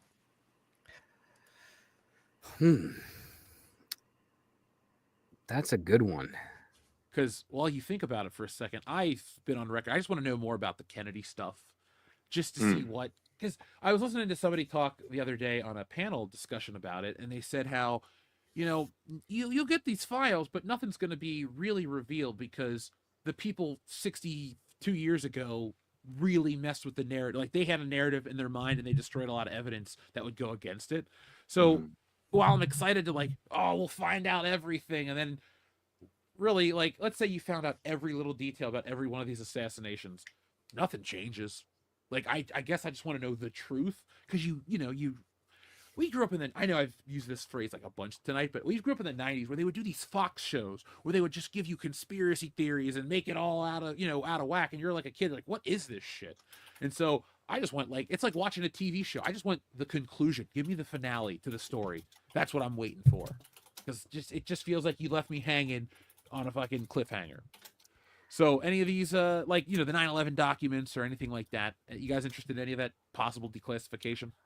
I'm interested in declassification with regards to the Department of Education, because its proposal and intent under the Carter administration was logical. But when Reagan got in there, he didn't dismantle it, but he did mess around with it, or at least not him specifically, but the people he appointed in charge of it did. And I want to see what type of orders or directives or plans they had in mind, because that could explain a lot as to why there are such significant problems in the last two youthful generations. Because you take something that's a good idea and then you go further with it. And I'd like to see that compared to the Rothschild's proposal for public education, because that proposal, that plan is probably way more very dehumanizing. And let's also compare that to the Edgerton Ryerson plan of public education that we had in Canada, which had nothing to do about making drone workers. It actually had more to do about enriching students so that they could develop new technology, because Edgerton Ryerson was very much into science, literature, arithmetic, culture. And that's what he based our public school system around. And that's what we had for a very long time until that's changed within the last 25 years too. And I'd like to see that dichotomy. That kind of stuff interests me, because how many times have we talked about there's a difference, there's a change, what's happened to people over, these eras, these generations. So I'm with you. Andrew, anything that you'd want to know about? I mean, all right. So without going on the libertarian rant here, as anti-government as I am, there's very little that could actually shock me that gets revealed. For me, it's more of like, yeah, please validate the things that, I've myself and other people have suspected for, decades now. My hope, rather, though, would be that such things like, say, the Kennedy assassination and other things would come to light to a degree that it really wakes people up to a point of understanding government, not Democrats in power in government, not Republicans in power in government, just government is not to be trusted and should always be treated with skepticism. Because anytime an entity holds a monopoly over, use of force over a people, that's something that should be treated with skepticism. And that's something that people should always keep in real mind when moving through with their daily lives. Because anytime somebody holds the power to legally have force over you, use of force, like that's the violence or incarceration or even lethal force over people, that's something that people, I think, need to take a little more seriously, rather than just accepting it as being the norm and accepting it as being a thing. Order is important. However, people should always treat a government entity having a monopoly over legal use of force over them as something very, very much that should be under scrutiny and skepticism. Which is why I really like one of my best friends who he drafted an amendment that no politician would agree to, which is that if you vote for war, you have to be on the front lines. And he even came up with all the contingencies of proxies that step into the office when they're away. Yeah. If they're not willing to put skin in the game, then who are they to ask its citizens and its constituents to do the same? And I'm like, that's pretty cool. That's complicated as hell to figure out the logistics, but that's pretty cool. Because that makes you a little less likely to just hit the button on let's go to war, doesn't it? Well, I mean, George Washington was a soldier and a general. He was there. He was on the front lines. So were the kings of various monarchies throughout Europe. I think it was maybe the King George who lost the American colonies, never fought.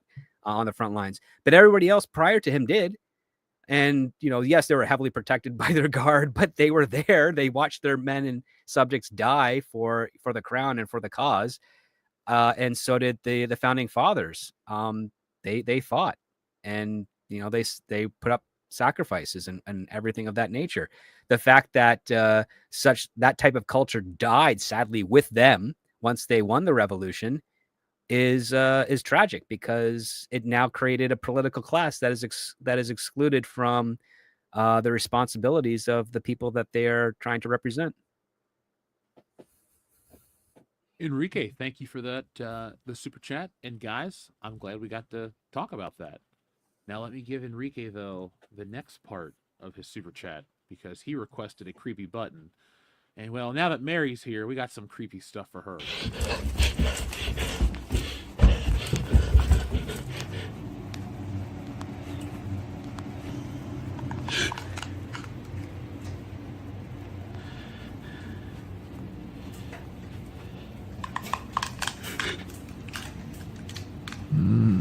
Hello, Dion.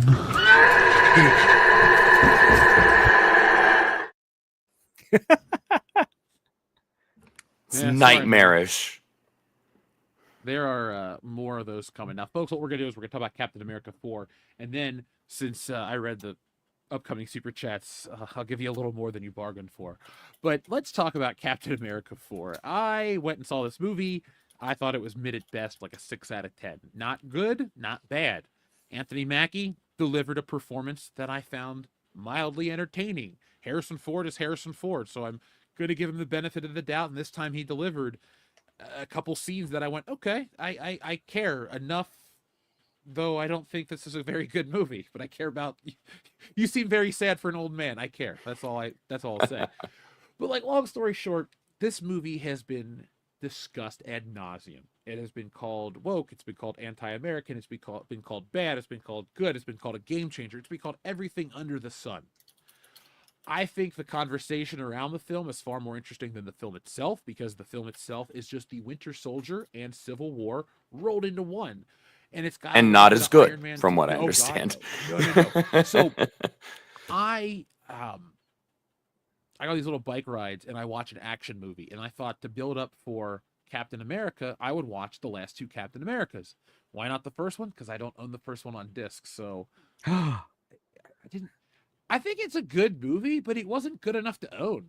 Like, the first Avenger wasn't good enough to own? Okay, I like Phase 1. I bought Iron Man and Hulk on DVD, and then I upgraded to Blu-ray, and then I just never bought the Marvel movies until the first Avengers came out. I think I have all of the first two phases on Blu-ray. I think. If I could find them for pennies on the dollar, of course I would buy them, used from the half-price bookstore. But yeah, I don't really want to go out and buy these discs new. But I had Captain America Winter Soldier very fresh on my mind, because any day of the week, if somebody comes up to me and says, Jeff, Winter Soldier is the best Marvel movie, I would say, I don't disagree. And, if I really sit down and think about it, even I might say it's the best one. It is a very good film. It is better than a lot of modern action movies. It's just a good movie. It doesn't matter if it's Marvel or not. So that being such a lauded film, I believe, was the reason that Feige and co. really just pushed hard for it. Because, we're talking like, remember the scene on the highway where they're looking for Cap and they're hiding, they're up on the overpass, and the guards are looking, the Hydra guys are looking for Black Widow and all them. That feels very similar to the scene where Giancarlo Esposito is walking through the cars and doing all that crap, giving his speech like it's in the trailer, not a spoiler. Same thing with the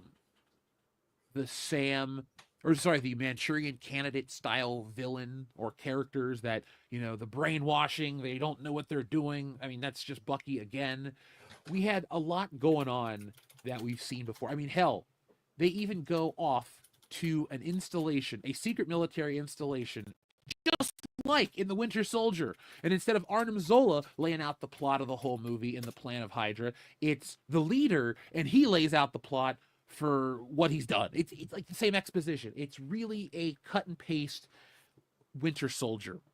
Now, well, it's almost a cut and paste Winter Soldier, the whole inciting incident, or at least the villain's inciting goal, is to really just expose the monster that is Thunderbolt Ross. Yeah. Like it's all just to expose him as a monster, which, wow, what stakes. I'm on the edge of my seat. Government corruption.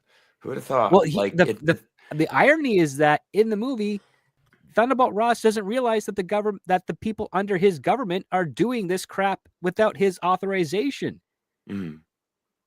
And the other part too, and I got really flabbergasted by this reaction when people are saying, "Oh yeah, the Japanese are the bad guys in this film." No, they're not. They're actually in the right because they've caught the United States government, like rogue elements of the government, doing something completely unethical and in violation of various international agreements. And they're completely in the right to basically be challenging Ross at this point, because they have to assume that he is the one that is orchestrating this because he's the commander in chief, and the rest of the world knows how the constitutional republic functions.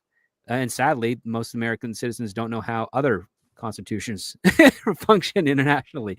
But regardless of that nature, they're saying, well, why didn't they make it China? I think people working on this film within the MCU probably saw it the same way that the audience kind of realized, is like, oh yeah, well, we're making Japan the bad guys because they're going to be against America. We can't make China do that. And I think whatever ended up happening in the final cut, they lost that part of the plot, because I watched that movie. I saw it in a matinee yesterday, and it was a packed matinee, which was crazy. But I was just like, no, the Prime Minister of Japan is completely in the right here. He gathered intelligence. He's provided it to President Ross and said, this is what we found. And instead of Ross saying, let me look into this, he's like, this is obviously a forgery. Like, how could you be so foolish? It's like, you have the arrogant stuff. But it fits in line with the general, especially one who is so dedicated to patriotism that he's almost blinded by it, because that's the dangers. Like, they tell you this, your country can do no wrong. Yeah, they tell you this when you join the Army and Navy and stuff. It's just that don't let your patriotism blind you, because bad actors will abuse you and call it patriotism, and then you will be betraying the oath that you swore to protect the United States. So like, this was a movie where they, instead of watching other political thrillers or reading books about political thriller stories, they just watched Civil War and Winter Soldier and said, we're going to do that. Let's make an inferior version of a hybrid of these two films. And instead of doing something with the stories they had, they decided, okay, these plot threads that we began, we're going to tie them up in this movie. So that's the Celestial Island, and that's the leader, and that's Thunderbolt Ross and his political and his heart ticker and all that stuff. And I'm thinking, okay, that's fair. That's fine that you want to tie up those plot threads, because they're not plot holes, because they've been set up to do something. So they were not a plot hole unless you completely abandon it. But the fact of the matter is why isn't the leader's plot, instead of just getting Thaddeus Ross to blow up on stage and Hulk out, why isn't he trying to isolate adamantium for himself to make his own Hulkbuster and an army so that he can be completely undefeated? Because going back to what we talked earlier about Thanos, pure adamantium is indestructible and the Hulk can't damage it. Yeah. And that would make the leader the most powerful and threatening adversary on the planet if he got exclusive. Was able to distract and mine adamantium himself, make a Hulkbuster machine because he's smart enough to do so. He could get the diagram from Tony Stark's archives and manufacture it himself and what have you, and then he'd be unstoppable.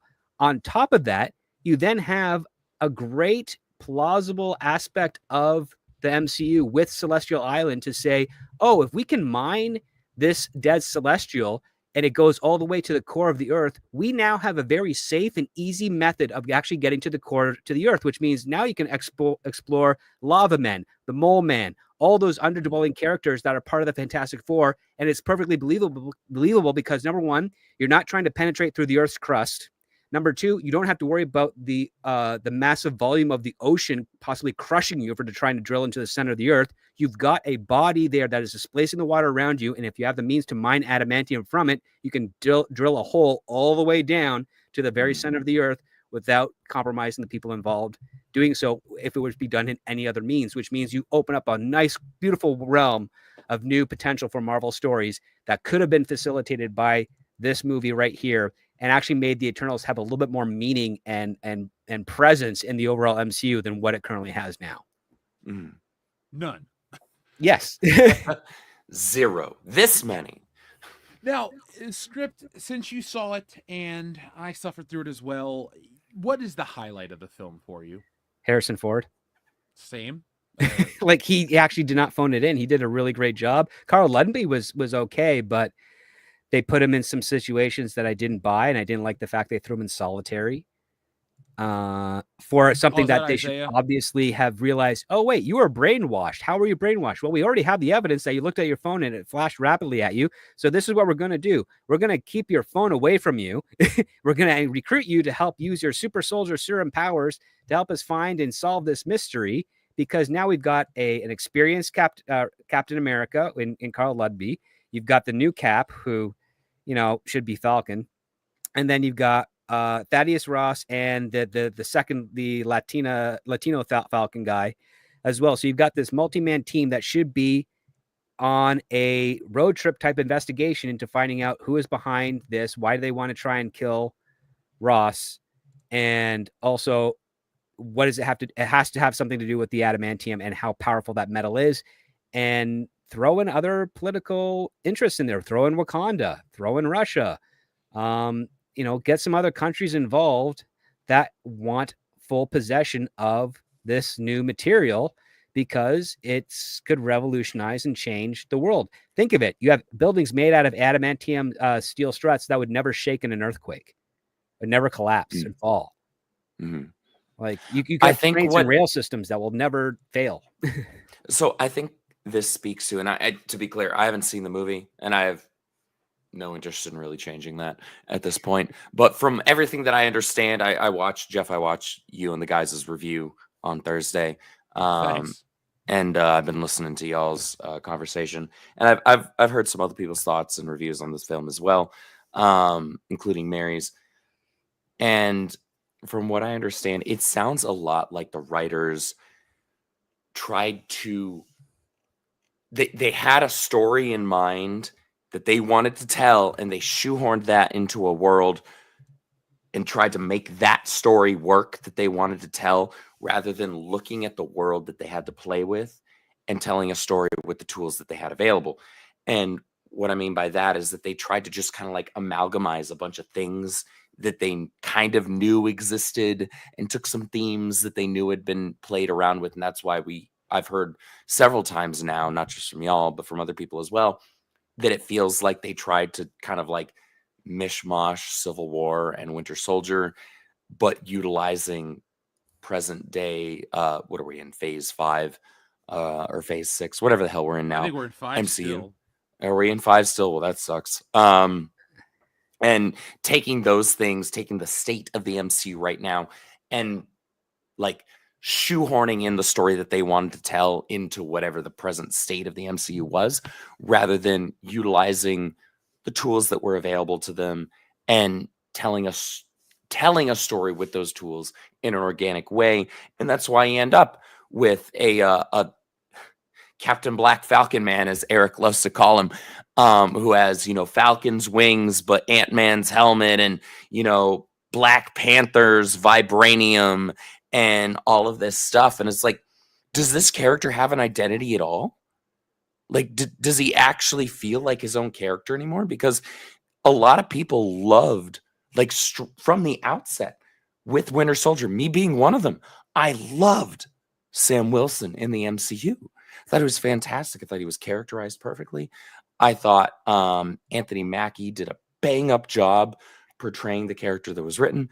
But now it just kind of feels like this, like, really trite, arbitrary, shoehorned, we need to make sure we're doing the all new, all different Marvel Captain America here, and that's what we're moving forward with, without actually having a character. Like, you want to convince people that Sam Wilson is Captain America? You're not doing it right now. You're not doing a good job of it, that's for sure. As far as I can tell right now, you're doing the thing where You're doing the thing that Marvel Comics has been doing with Carol Danvers for several years now, which is, oh, well, people aren't responding well to this. Well, let's just give her more powers. Let her do this now. Let's have her learn magic. Have her do this thing. Y'all realize that characters are more than just the powers that they have? Like, you want to make the whole thing where Sam Wilson, Captain America, doesn't need the super soldier serum? Okay. Well, don't just trade out the superhero serum with 16 other characters' gimmicks and then call him an original character. I don't know. Yeah. Dude, you're not off the mark, and they do give him a ton of features, and he's like that overpriced action figure. They give him a lot of accessories to make his value seem like it's really increased, and it kind of sucks because Anthony Mackie isn't like objectively bad. He's still got the, I guess, charisma that he's had in these other movies. He doesn't suddenly become a bad actor, right? Like, No. Tom Hiddleston didn't suddenly become maybe that's a bad example, actually, because honestly, I thought that not even he could save the Loki show. Season 1 or 2, because I didn't season even watch 1. 2. Season 1. Like, honestly, Owen Wilson was the highlight of that show for me. But like, his talents don't just disappear into the ether, right? But writing is still a thing. Yeah, and one of the things that I think Marvel failed to do is they failed to give, I mean, they tried and did so poorly with Falcon and Winter Soldier, but they failed to give Falcon a proper moment that would win over audiences and saying that, yes, this man is a good successor to Captain America. Like, their step one was, let's have old man Steve Rogers give him the shield. It's like, okay, fine, we can entertain that for a minute. But what's next? What is Sam Wilson going to do to make us believe that he holds the exact same virtues of Captain America? Because right now, all we've got is that, yeah, he's kind of in line with Cap and they're good friends, but that feels more like a band of brothers types of thing, as opposed to the independent nature of what Captain America stood for. And on top of that, we already have that because we have Bucky. And to be fair, people didn't respond particularly well to Bucky taking up Cap's shield either when he took over the mantle. The thing is, Bucky also should not have, because Bucky had made his own character as the redeemed Winter Soldier into the new. I don't disagree with that. They could have given him a different code name if you wanted to for that. But with Sam, it's like, well, where's that jumping on the grenade to save your friends moment for him? You know, the self-sacrifice stuff. Where's the Sam that's like, wait, you didn't watch Captain Falcon and the Winter Soldier? I did. He didn't. It was do better, Senator. See, that speech would have worked if it was actually being accusatory to the terrorists and to the corrupt politicians that were abusing their power. But because Sam decided to lean it, or at least the writers decided to have Sam lean it into that the terrorists are in the right. Yeah. It completely deflates what that argument should have actually, and the meaning of what that argument should have held. Because what we have right now to this day are people saying that our politicians need to do better. Because, and then on top of that, we also find out, our politicians are probably exploiting the money being collected through taxes. And I'm a libertarian. You don't have to work too hard to convince me the politicians are corrupt. Exactly. But to your point is like, I'm an easy sell. Well, I'll put it to you this way. So because I'm Canadian and I've lived in the United States, but I've also lived outside the world, everyone in the world always respected America, but we were always very disappointed in it because there was a level of arrogance, and I'm not saying this as an insult at all, but it was because it was fairly justified, is that your country is advertised as the freest country on the world. Yet we, through the Western world, knowing what America invests in internationally, we know that while you as citizens believe in it, and you should believe in it, we know that the people that represent you don't, and it's a lie. And now that is actually coming to be a reality that the Americans are dealing with when they're seeing all of these things being exposed by Doge, when they're seeing the fact that, their money is being wasted, and when we had the previous administration infringing on the rights that they're not supposed to be infringing on, doing so. $4.7 trillion. We're just like saying, we are seeing this, the calls coming from inside the house. We were seeing this outside, and we were telling you this is happening, and you were saying, no, no, no, no, no. Well, and then a small minority of you saying was like, yeah, we agree. We know, we're trying to fix it. now it's come to roost, and we're like, see, here you are. Like, we're now all on the same page again. Yes, let's clean up the United States, because that's going to be our shining beacon for all the other countries that want to reform themselves as well. And that speech that Sam said would have worked brilliantly if he didn't try to defend the terrorists at the same time. Because what was that group of senators? Well, they were all corrupt. They were exploiting these programs and everything they were doing. Yes, it was upsetting the terrorists, but the terrorists were completely in the wrong for going about what they did in order to showcase what it was.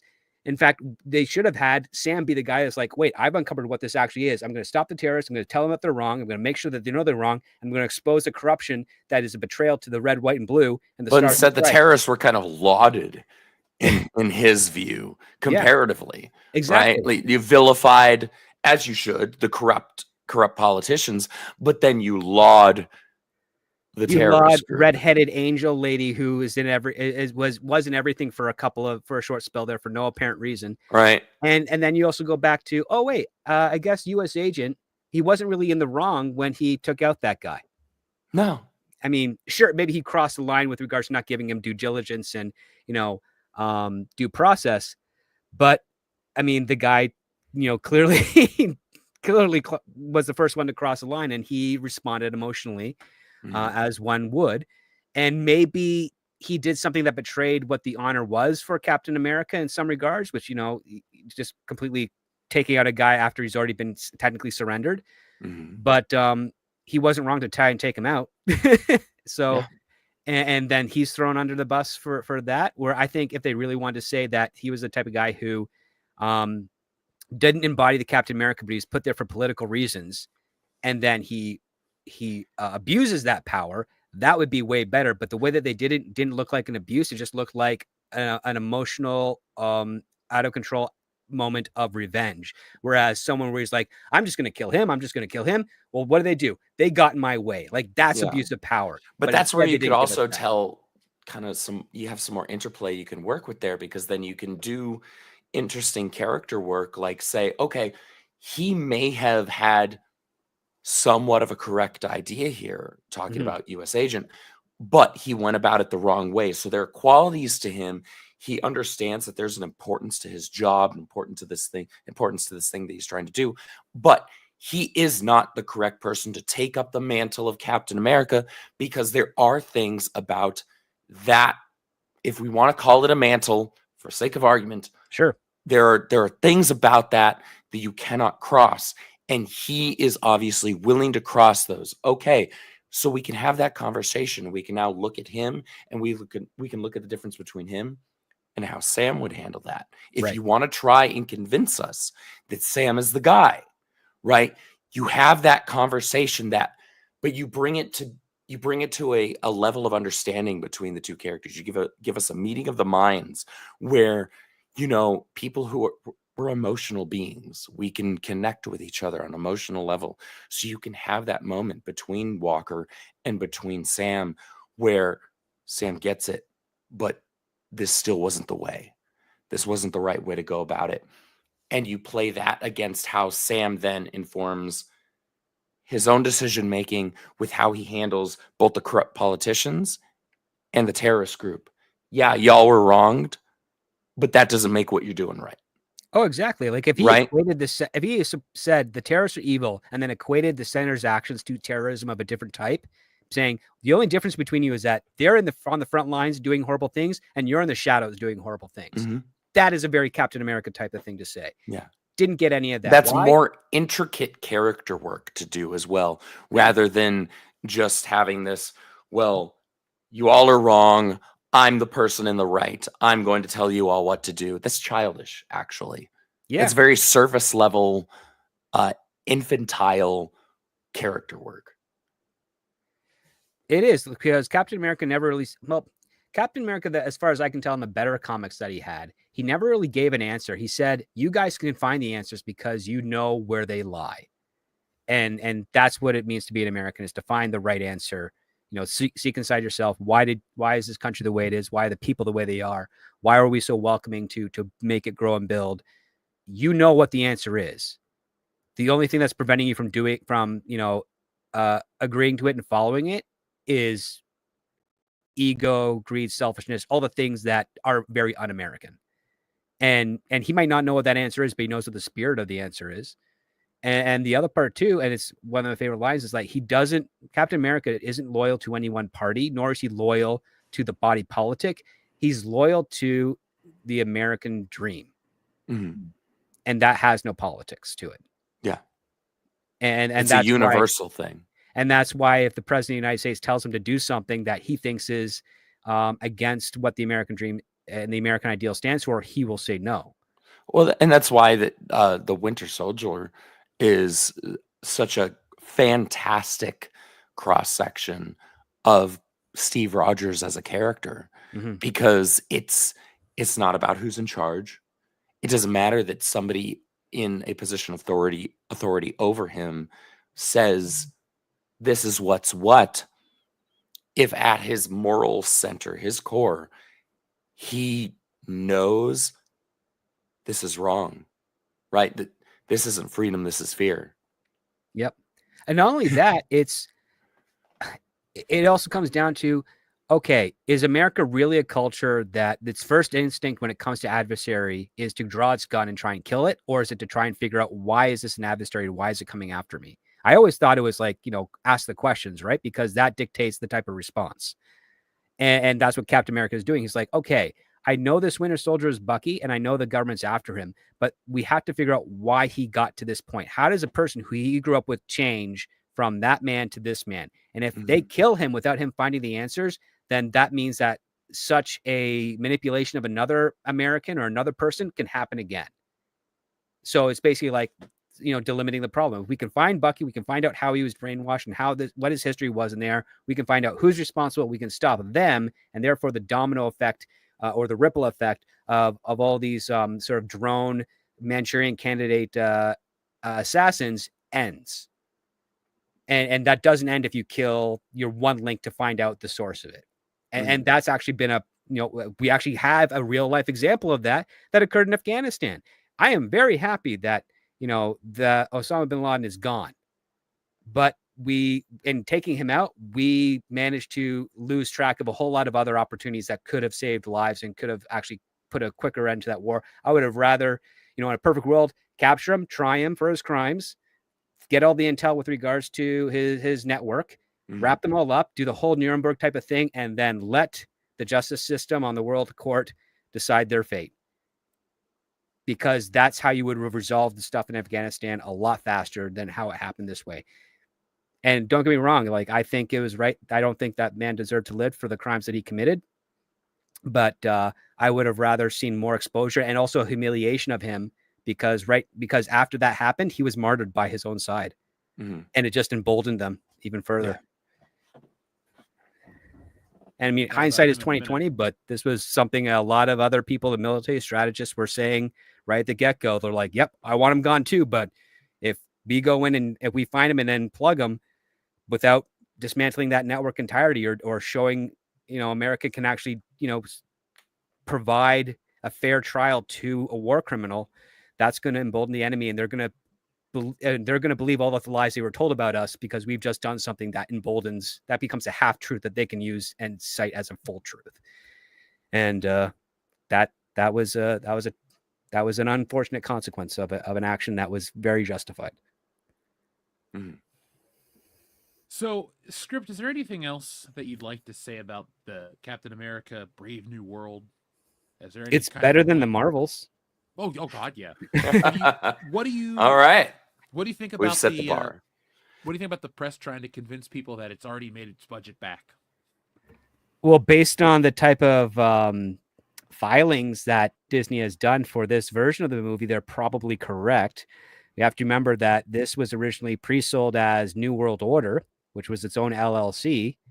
And then when they started doing the reshoots, they started a new LLC called Brave New World, which is a different company, different entity. So all the debt that was incurred on the previous one is on the previous LLC. However, it doesn't prohibit Disney from grabbing the footage from that previous LLC and using it in the new LLC in order to curtail costs. The other part too, and I learned this this morning because one of my friends had just finished his tenure at Marvel Studios. It's not there anymore. There were extensive reshoots. from what he was telling me, it doesn't seem like they reshot a lot of the film. It's mostly they reshot a handful of actors' scenes that were rewritten and done at a later time, and they're very effective reshoots. So I don't know. I'm very confused with regards to how much was reshot, how much money went into the reshooting of it, and how it turned out afterwards. Because I know Giancarlo Esposito, he stepped in to replace another actor, and when you take a look at the final film, he's only in like 4 scenes. Really, like that's not a lot. That's really just 2 days of work. So if that's one reshoot, that's almost nothing. And I'm not sure with regards to what they did with Ross, because I got it from the horse's mouth that even though he was going to be the president, they were not thinking of him as a Trump allegory. They were thinking of him as kind of like anti-Eisenhower going in, the president that didn't want any more wars. They wanted Thunderbolt Ross to be the type that would be like quick to the trigger, so to speak. And then they changed that. So, and then I'm not sure what the other parts were because he doesn't know. So if I don't get it from them, he doesn't know. But he only worked at Marvel overseeing some of the stuff from that project along with a few others. But then his contract was up and they didn't renew it, and he was very happy because now he gets to go do some other stuff. But I'm curious to see what's going to come out. I know that this movie was mostly shot in Atlanta, Georgia. So tax filings about the details are probably not going to be as transparent as anything that would be shot in the UK. So that helps Disney out a lot in there. The other part too is all their advertisement was used over a year ago, because that's when the movie was originally intended to be released. And I didn't see much of any current advertisement this time around. It actually, I think there was less advertisement than the Marvels was, and also Ant-Man. So I don't know how much money they actually put into advertisement this time around. So that might also mitigate costs too. So this is a rare instance here where we're not going to be 100% sure with regards to what was actually spent versus what's reported by the budget. But when you have one LLC that's probably incurred let's say $100 million of debt, just to be, reasonable. If they are saying, okay, it's 180 for this movie, this version of this movie, not including the labor that they already did previously. And that's the metric they're going by. The thing you have to factor in is that the $100 million of debt incurred on the previous LLC will actually go against the box office of this one in favor of Disney, because that's the debt they can write off.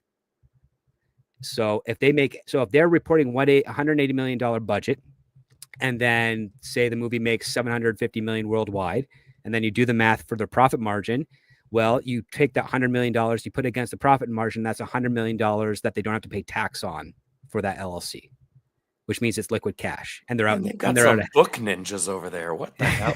Oh, dude, it's amazing the way it works out there. I know independent films that they don't spend a single dime of studio money. It's all done from pre-sales contracts and tax credits.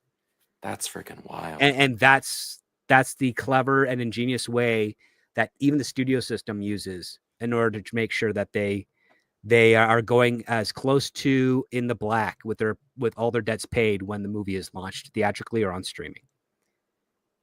That is wild. Oh, it is. I mean, there's a point. There's a degree of it that, at least with regards to like the tax credit and stuff like that, that I kind of, as a libertarian, have to by default respect. Right? I mean, where I'm like, all right, that's kind of based, actually. Like, y'all are trying to skirt around the tax bit. Well, what's funny? The way that the tax credit system works, especially in Georgia, is that they give you the tax credit, but you're spending all the money in Georgia, which means it's going to all the people. So you're basically taking taxes from the government and you're giving it back to the people through transactions. And then you're getting this product out of it. So it's actually a very like lucrative aspect for the people there. That's why so many states are trying to get legislation for high tax credits, because it does give an economic boost domestically. Now, the other part too is that the stuff that Disney has made before in Marvel, Star Wars, Indiana Jones, when they've shot overseas, yeah, they're spending a ton of money. And yes, the reporting is showing that there's massive losses, but you also have to remember that even though those losses aren't intentional, the happy byproduct is that those losses are money that they don't pay taxes onto, and they can move that money, that negative flow, into other areas so that it actually reduces the taxes that they would pay, say, at the parks or the resorts, or maybe other movies or other projects. Or it could go against Disney Plus, so it allows it to be a little bit more financially stable because of the operating costs and the money that they're pumping into the streaming services. Now, the streaming services themselves, because that is sold to themselves and it's very internal, there's no tax write-off that they can get unless they pull that product completely off the shelf of Disney Plus, and it's never to be seen for again, a la Willow. That's So wild. the fact of the matter is that even in Disney's failure, they kind of win, and it's a painful truth because it's not going to collapse them, because they own so much property, they have so many things out there. Even though the reputation of Marvel is hurting and they definitely want to fix that, they're able to exploit it. One thing that does make me raise a question is to why there hasn't been a Star Wars movie that's doing that as well, to actually increase those write-off losses. If they want to do something, might be different with regards to the Star Wars, to their formula for Star Wars compared to what they're doing at Marvel.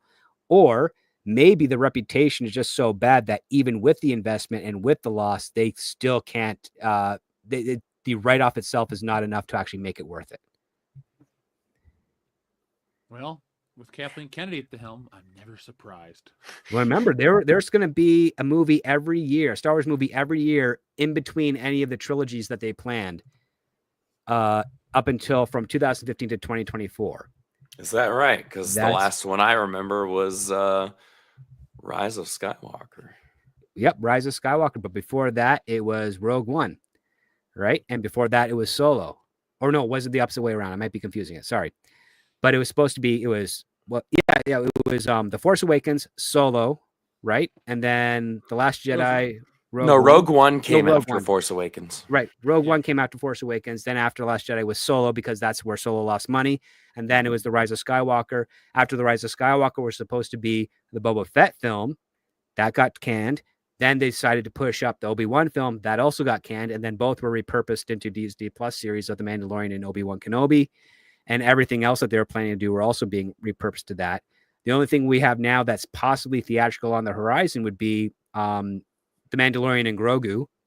And who knows what's going to happen with that. And I have no idea what the expense is going to be on that yet, because I haven't read any material about what the budget is and what they're planning to do. It's been very held close to the chest right now. I don't think we know anything beyond the title. Pretty much, yeah. Which is a horrible title. Like, Disney needs to get away from just calling things or titling things just strictly the character that is the lead for it. That's boring. It is. You mean you don't want Ponda So- Baba? No, it is incredibly unimaginative. Oh, please give me something better, or at presents least give me a subtitle that makes it like a little more interesting. Well, How I about mean, Suck Us for we Love of also Money? we also lost the Lando movie, and then later the Lando Disney Plus series We as didn't well. lose anything. Well, I mean, the fact that it's Don Glover and not a better actor to embody, Billy D, is kind of bad. But yeah, like that's the thing. It's even in Disney's failure, they still find a way. I mean, really, when you want to look at Disney's failure that hurts them, it's their stock market and their reputation. Because since the writer strike ended and business has been kind of picking up a little bit, with a few exceptions with regards to the fire, I'm getting waves of brand new information about how the accounting has evolved since prior to COVID. And it's basically like a super shredder version of what the shredder was, for a TMNT reference there. They've just gone more and more heavy, especially with the way that streaming is working now and the way that they're able to do international sales. Because we've never lived in a time where a studio can boast that they have, on average, every tentpole movie they put out makes $1 billion. That would be Marvel. And then, of course, Star Wars up until, that franchise ended theatrically. And when you're able to go to a theater market and say, yeah, we know our movie is going to make $1 billion. So we know that our budget is, in order to achieve that, is going to be 150 to 200 million or maybe 300 million. So if we're going to sell to 50 countries for theatrical release, make that film market, All we have to do is a quick math: 300 million divided by 50 countries. That's what we're going to pre-sell this film for. And then that pre-sale is what's then collected by the theaters when the movie's debuted, which is why the studios only get, say, between 46 and 52% of the theatrical tickets, because that money is used to pay off the loan that they technically got on the pre-sale of the movie. And then once that's paid off, the theaters keep taking that cut, and that becomes their profit from it. So that's why you want to get your theatrical release to cover your overall budget within that first 2 weeks, because then every week after that, the theaters are now making money off the ticket sales because it's not paying off the debt they incurred by the pre-sales, and the studio is making money because they don't have to pay off that debt's already not been paid off. So now we get into profit territory, and it's a crazy form of Hollywood math. And I mean, it's perfectly legal. Hollywood math is crazy. It's crazy, but when you figure out how to follow it, which is still really difficult to do, you see how it makes sense. And you also see why it's always great to negotiate gross and not net. Yeah, you're not kidding. Our friend John Thomas sends in a message. Thank you very much, John, for all your generous support tonight. He says, I saw a Facebook post. Had Splinter of the Mind's Eye. Luke explores his feelings for Leia. Then complained, which should be problematic for a modern audience. I loathe the modern audience. So do we. Also, like, people that talk about entertainment, please understand how these things are made.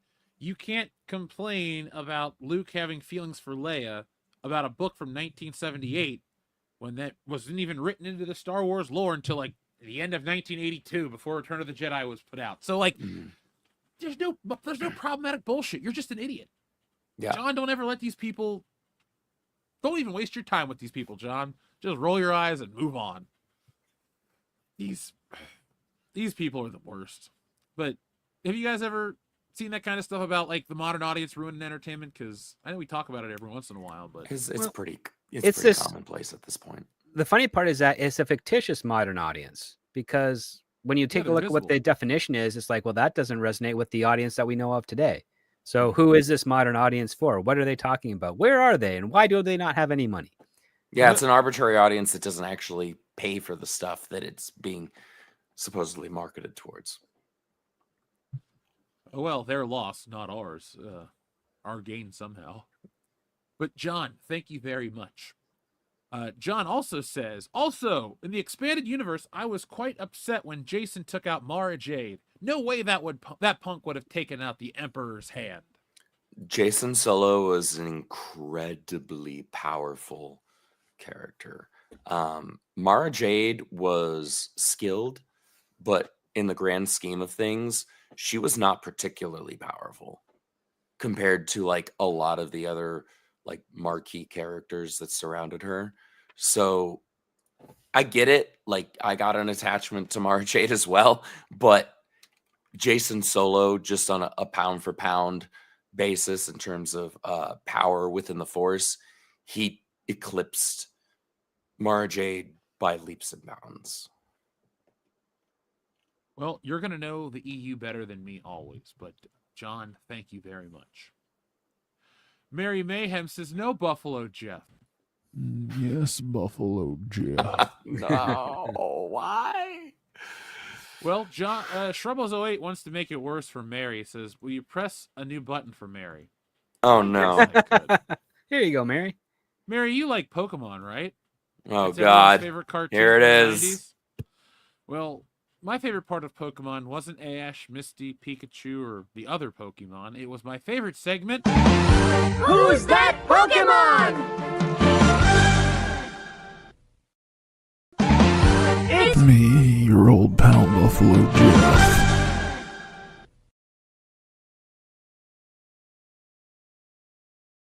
That's just not okay. It's brilliant. That is all kinds of wrong. That's 16 kinds of not okay. It's like your pizza. You want 16 types of cheese on it? It'll make it good. Well, 16's a little much for cheese. That's a lot of cheese, Chef. It would be the appropriate blend of all 16, but never mind. Maybe if you were in I don't know what, Wisconsin or something like that, that would be an adequate number of cheeses. Dude, Wisconsin has good food beyond cheese, but you're right. Their cheese is on point. Mm-hmm. Our friend John Thomas says, government is never benevolent. It is at best benign and is mostly malevolent. Government is force. Taxation is theft. Amen. As we're seeing right now. Yes. I mean, I always knew it was It's theft and negligence if you can lose $4.7 trillion. Oh, yeah. Well, I mean, it was very obvious when you go to the United States and you see the taxes, then you look around, you're like, where's that money going? When you go, I mean, like in Canada, you can definitely say that in some regions, but in other regions, especially like small towns, like I grew up in a small town where the snow plows actually plowed your driveway for you free of charge. And, you got free tours of the fire department and your parks are always clean and there's no homeless around. You're like, you know what? I see where my tax dollars are going. And you're like live next door neighbor is like on city council and they're not lavishly in a lot of money or anything of that nature. Like, you're like, okay. You mean public servants aren't just randomly multimillionaires? That's exactly it. Like, I mean, in usually in smaller town communities or boroughs, that's usually the case because they're more isolated in their incorporation as a city or a town. So they have to account for every dollar. But when you get into larger cities and when you get into like states, provinces, or larger counties, that's when you have all that type of corruption. And that's where you're like, okay, I'm paying 40% in taxes and my schools are falling apart. We have building inspectors telling me to revamp my property, but there's nothing wrong with it. We've got broken fire hydrants, sidewalks that are incomplete, roads that aren't working, drainage and sewer systems that are like out of date, not properly maintaining, and a weird smell coming from, the public park. Where the heck are all these tax dollars going? And then you find out like the mayor or a comptroller or something is taking lavish parties or flying to Kenya for some strange reason. You're like, this is why it's theft, because really what you want is an infrastructure that's like a transaction where it's like, I'm opting in to volunteer this amount of money for this type of service. And I should be able to opt out at any time, at any point. And that just makes sense. Don't have that thing. Wish you did. Be great. It would actually force people to really prioritize what's important and what isn't. Mm-hmm. Like if I'm paying $5 a month and that gives me first response services for fire, police, hospital, I think that's a fair trade. Sure. That's a voluntary exchange at that point. Right. As long as rather than being something that's essentially extortion. Exactly. Thank you, John Thomas. Mary Mayhem says, Jeff, you're a monster. No, Buffalo Jeff is the monster. The hell is that coming from? Anyway, I need to get my walls checked. You guys hear that?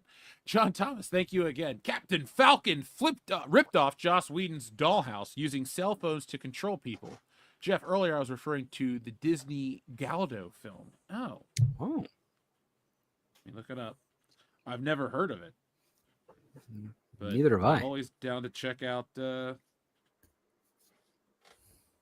Disney. Okay. Well, I'm going to see what pops up. Oh.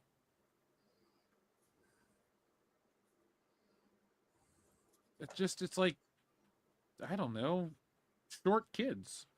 All right. Why not? Thank you, John Thomas. Ditto73 says, I can't see the Buffalo Jeff silhouette and not be reminded of that stupid Super Bowl commercial from this year. When was it? I don't know which one that Super is. Bowl, and I don't remember what commercial I you're didn't talking watch about, the Super Bowl. Well, you didn't miss much. That's what I hear. This was a lame Super Bowl. This was a lame Royal Rumble. WrestleMania's not gearing up to be great, but it doesn't matter, folks, because things are great here on WCBS. Ditto, if you want to just send me a regular message, I would love to check out the commercial you're talking about, or at least try to remember that. Oh, you mean Snow White? Oh, okay, that's what you're talking about, John. She's talking about the Snow White movie. Okay. Oh, okay. I can guarantee that I won't be seeing that unless it's like to get trolled or troll somebody, I'm not a Snow White fan. I never have been outside of the technical standpoint of that first movie. So I'll have to let other people tell me how bad this one is, but I don't do musicals. I'm a guy, unless it's Beetlejuice. Even that was a little too musical for my taste. But is there anything else you guys want to say? It's late. I'm tired. I got nothing. Thank you, Yeah. WCBS chat, for hanging out with us, for being amazing. Y'all are awesome. Thanks for tolerating my raspy, crappy voice this evening. Yeah, mine's not bad. Show for 3 hours, and then I had a great time, but I'm just exhausted. So I'm gonna go get some sleep, folks, and then I'm gonna be back tomorrow. You're talking about the Hasbro stock. I will make the video tomorrow, but Hasbro's been underperformed for a while, and we're about to get some information soon, and so we'll be talking about that. I'll just make a video for you guys instead of trying to paraphrase it late night and be inaccurate. That's the last thing we ever want to be, because we are world class after all. So from all of us here, anything else you guys want to say before we go? Nada. No. All right. Stay warm out there. Yeah.